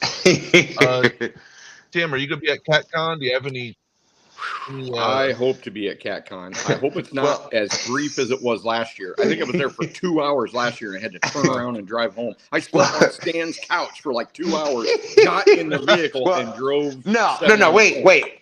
Stan last year at CatCon was sick as a dog. And here's Tim and Stan 3. Hey, wake up. Hey, what you doing? Hey, come on, let's do, hey, come on, hey. Yeah. I was, there's Tim and Stand 3 all night long. So I'm just saying. oh, his cup runneth dry. I was definitely on a mission that night. Yeah. We got a few guys that's going to be fishing Thursday night. Ooh. Kentucky. Nice. Hey. All right.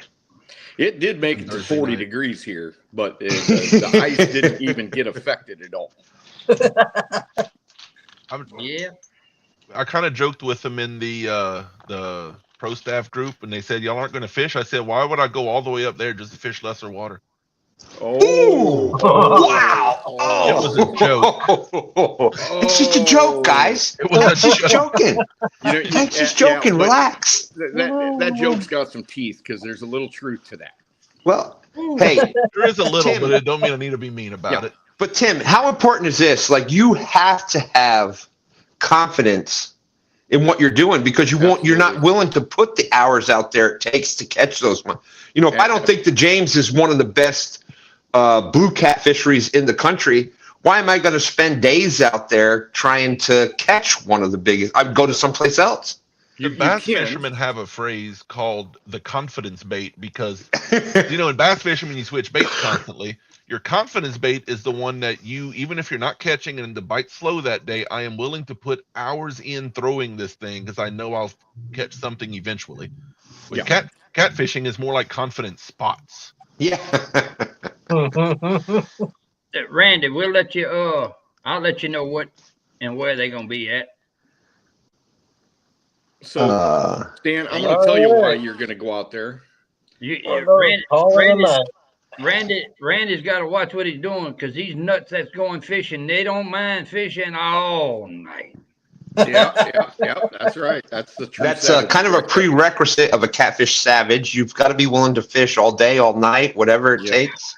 Man, look, them boys come down here to Mississippi, and the mosquitoes. What?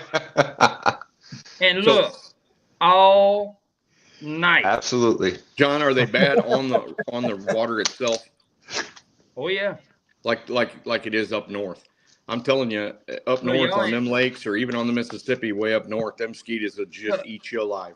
Look, these guys that was fishing out here was from up north. And you know what they said?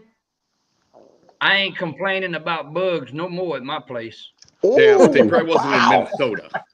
They probably wasn't as far as Minnesota. Minnesota and Wisconsin's about the line where the bugs are real bad. I mean, they are. Everybody knows 30 miles an hour in your boat, and they're swarmed behind and biting you on the back of the neck. I'm not kidding you. That is Lance has lived in both. He can probably answer where's the worst bugs. That's right. So, Stan, I'm going to tell you why you're going to fish all the time. Because the James River does have 100-pounders in it. Well, there you go. You all just have to have the confidence and get your shit together to where you got a good enough boat, and you got to get down there and you got to put it to them. Because you got big donkey baits, you got the knowledge, you got the time, and it ain't very far. It's like a 40-minute drive at the most. Come on. It's an hour. It's an hour and change, Tim. It's an hour and change. Oh my gosh! I know every single night if I was an hour away from donkey waters. I'm telling you. I hear you. I understand. Dan, I got bait in the water in an hour. Rub it in, fellas. Rub it in. I love it. I love it. Depending if I don't want to run and chase fresh bait and just take frozen bait, I could have a hook in the water in 35 minutes. Oh, wow. Yeah, John's closer than I am to maybe better spots. If I don't stop at the store, I'm in the water in 15 minutes. And Tim, that brings up a great question though. we just heard, John just said about frozen bait, fresh bait. There's a big debate about bait.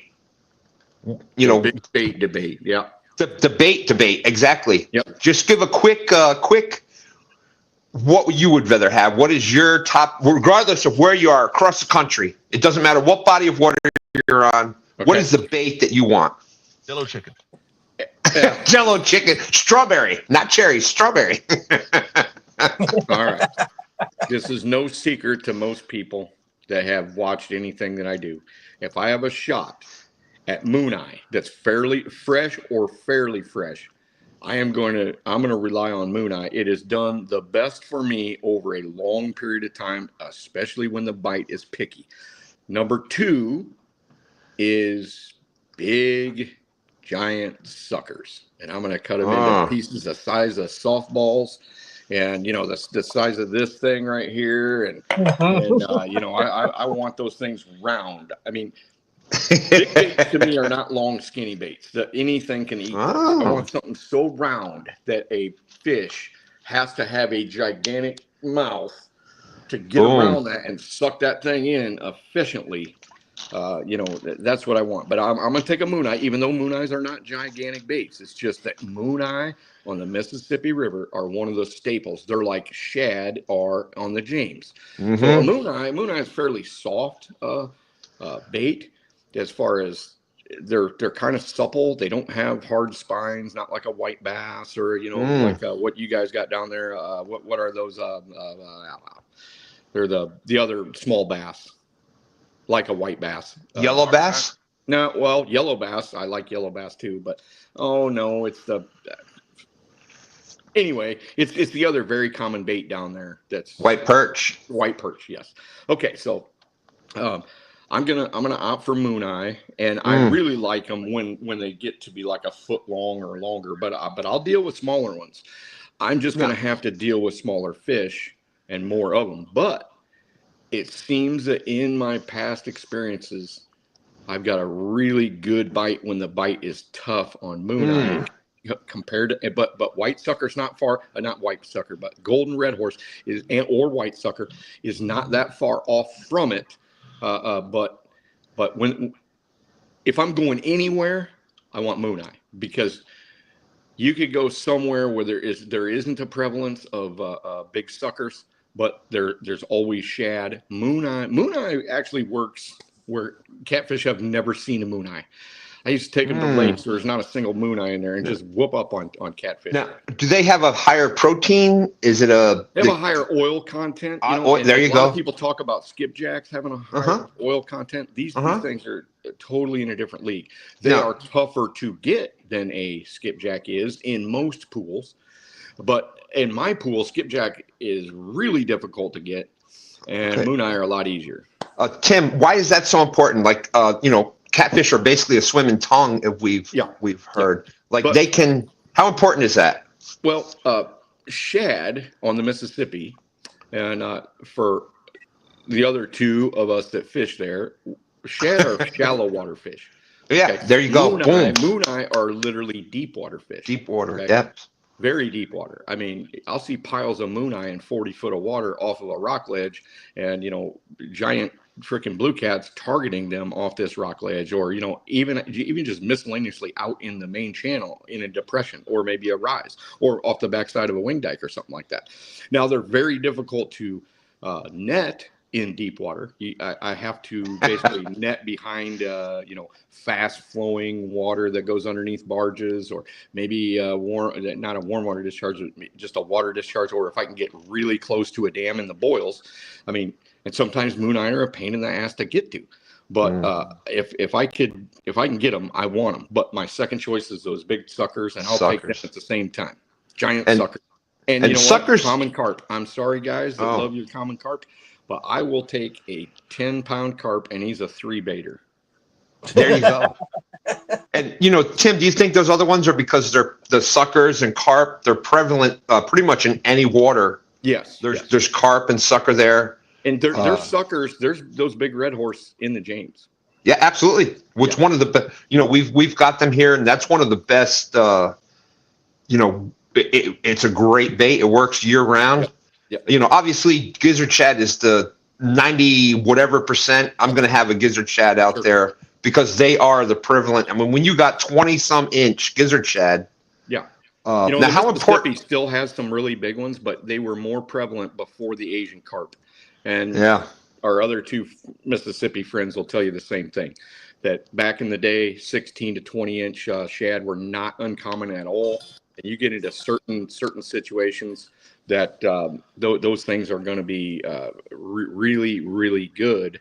But now it's a lot more rare to come on those big shad. I mean, you still catch an occasional small one, but to pull up to a discharge or whatever, like you do on the James and have a net full of them, them days are kind of over where I'm at. What about you two up there, down there in Louisiana?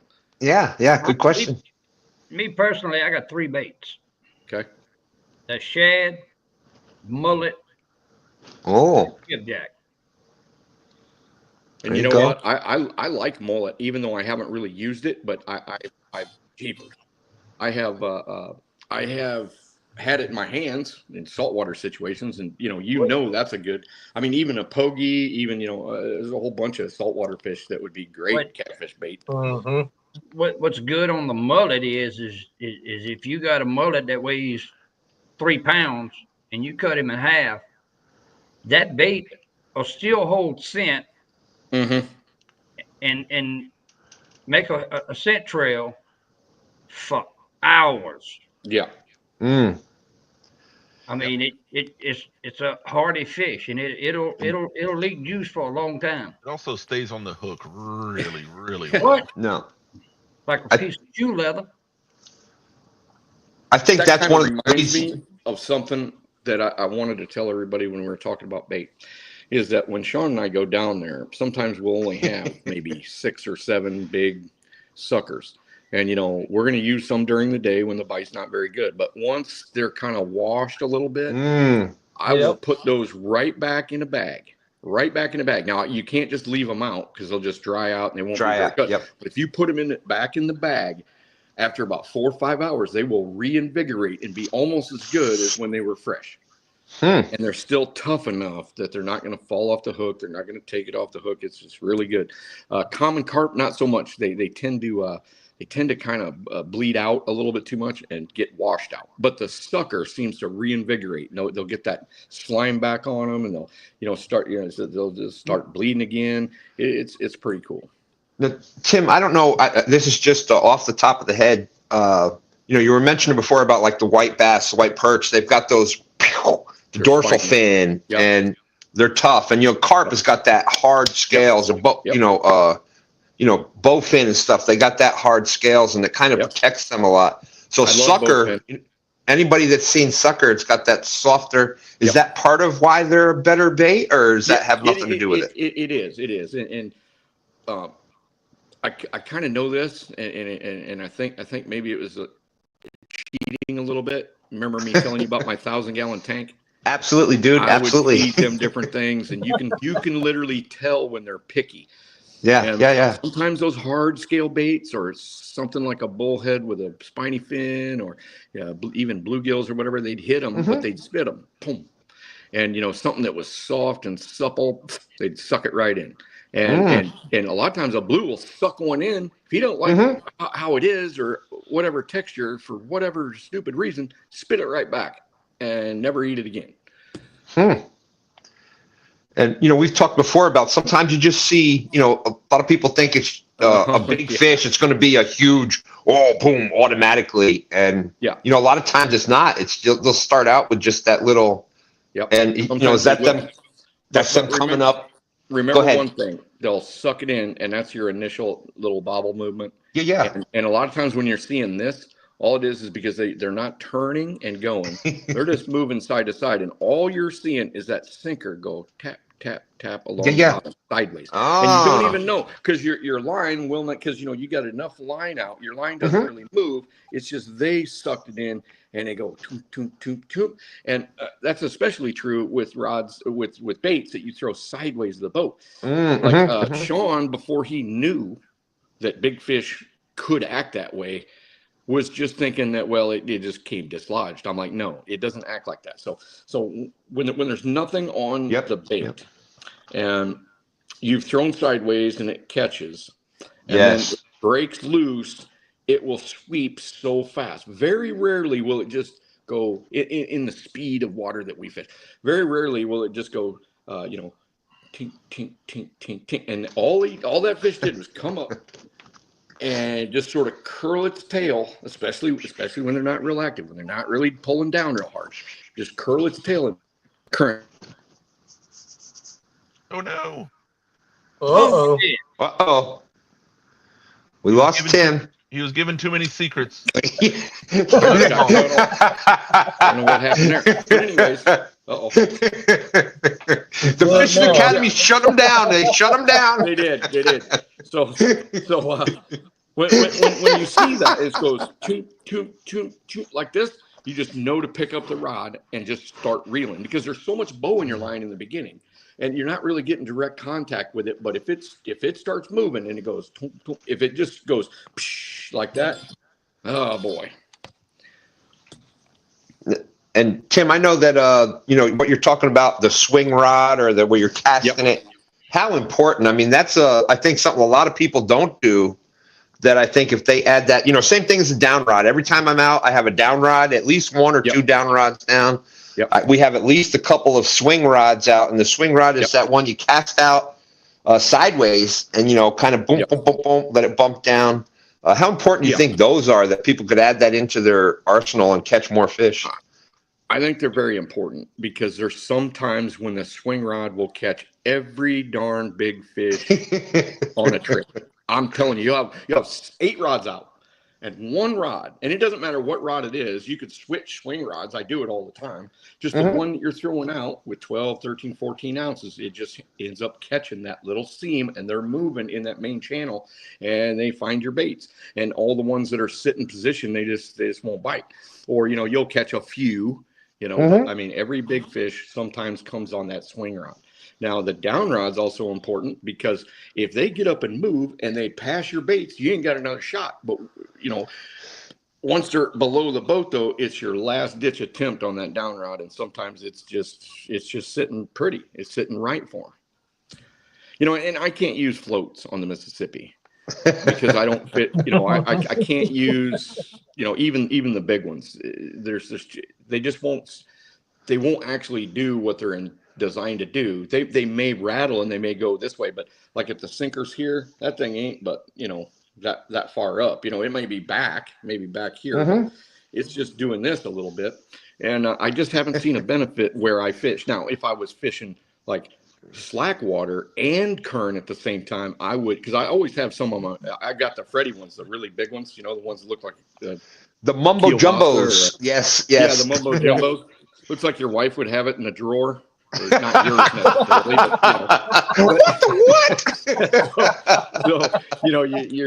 if I was throwing saddles and I was fishing shallow, more like what I call carp and gar water, which I don't. Danny's the expert on the carp and gar water. We got John Boy's catfishing out there saying, "John, I want to fish with you."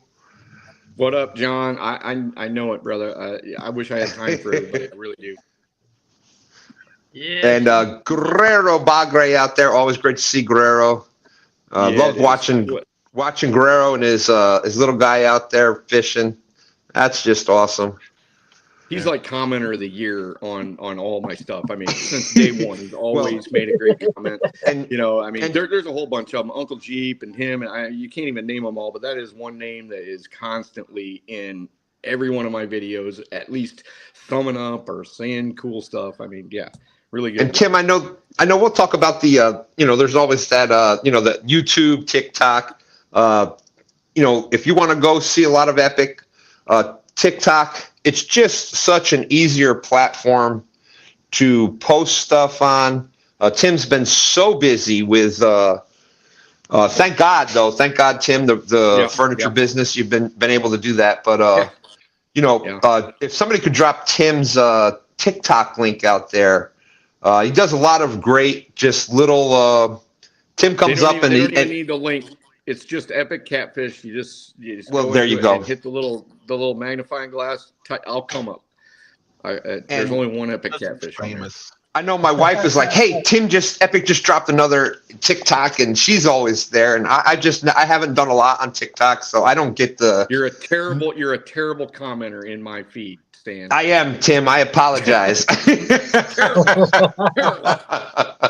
Well, that's why I went tonight. I things were going a little late, and I'm like, "Hey, is everything okay?" And John was like, "Well, come on up." So I apologize for doing a lot of the talking, but I never miss a chance to talk to Epic. I've been wanting to ask Tim something all night, and I wasn't sure if I should or not. Ask it, dude. When we're going to see that list? Oh, there you go. I want to know if I'm number one. Oh, wow. The list, it's very comprehensive. And I thought I was going to be able to, assemble it in maybe a 6-7 hour period. It's way more complex than that. And I'm going to have to get a better spot of time than what I've got right now. Yeah. Now, if I get caught up again, I fully intend on doing it, but there's going to be a lot more people involved, because as soon as I put that out, here everybody comes in my comments and in my what about me? Yeah, me, and this person. There's some person, egos in his comments. And Tim was doing the TikTok list. Tim was doing the TikTok list, but if you had YouTubers in there now too, Tim, it's like I'd never get that done. I literally think it would take probably a 45-minute video to even do it justice. So I'm going to have to split it up into like 10 videos. I'm going to have to do one of those, one of those boards, but like a pegboard with people's pictures and the string. I'm trying to find the serial killer and all that. I'm going to have to do that because there's. You want me to send you a nice selfie so you put my picture up the top? There you go. There you go. But I wanted to bring that up because a lot of people that just do. There's a lot of people that just do YouTube, and they were wondering what has happened. So Tim is still out there. It's just TikTok is just such an easy for nobody that's if you haven't created content and stuff before. TikTok is just such an easy thing to go boom. You got 5 minutes. Boom, you can just go up there. Anyway, you can get they're not missing a whole lot because most of my content is either true. already shot on a YouTube live or one of my old videos. I mean, there's a little different take to it, and I do a few talking head things, but most of the fish you guys have already seen. Well, and another good thing about TikTok though, Tim, is you're allowed to use the different music that you can't necessarily do over here. So I mean that's. Let's face it, Epic YouTube has music, to have. and I'm a big music fan. YouTube music is kind of terrible. It's kind of and not only that, I get demonetized all the time. Absolutely, dude. To like music, YouTube just goes, you're demonetized. My favorite thing on TikTok is when Tim puts out a video with some real ominous music, and he goes like, yes. I woke up at 2 a.m. and I was dreaming about 500-pound catfish. Yeah, that's right. Then there's a story coming. So we made the 5-hour trek down to the donkey waters. That's right. Yes, indeed. Little did we know it was going to be cut bait that would make the difference. So, and after hours, we managed to find the denizen of the deep. Denizen of the deep. That's right. Y'all fellas ready to end this? Because we done ran it for 2.5 hours. Probably done. See, that's the problem when you get me and Stan up here. Nobody gets a word in edgewise. We got to run it to 3 hours. I apologize. Yeah, we probably done pissed off a bunch of people, but I ain't worried about that. Right.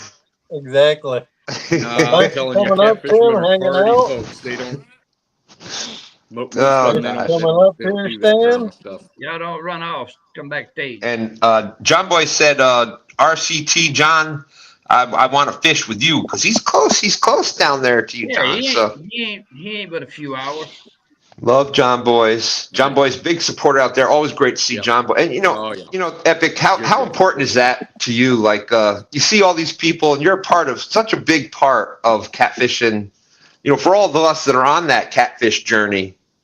I don't think you understand how big of a part you are in a lot of our journeys out there. I know. Sometimes I just think I'm just a crazy old man in a cave trying to catch fish, you know, and maybe nobody cares, but you know, I do try to help as much as I can. Absolutely. And I do feel a responsibility to get. I even did a video not too long ago. You know, I'm just like, you know, hey, you know, thanks for watching. And sometimes I just feel, you know, even though you didn't ask for it, I'm going to tell you all this stuff. I feel like the old man in the sea, but you know, just you know, bear with me, and you know, hopefully you appreciate it. Catfish Yoda, but way better at speaking. Yes, is he? I was trying to do a Yoda joke there. It didn't work out well, but. All right, everybody. Thanks for coming in, hanging out. Thanks for coming up, Tim. Thanks for having me up. Absolutely, and don't forget to check out the Tank put out that. I'm sorry. One more thing. Tank put out that cryptic message, the cryptic video of what's coming up. So don't forget to keep looking for that. Don't forget to keep looking for that. Everybody have a good week. We shall Thank see you, you Chrissy. guys next Sunday. Good to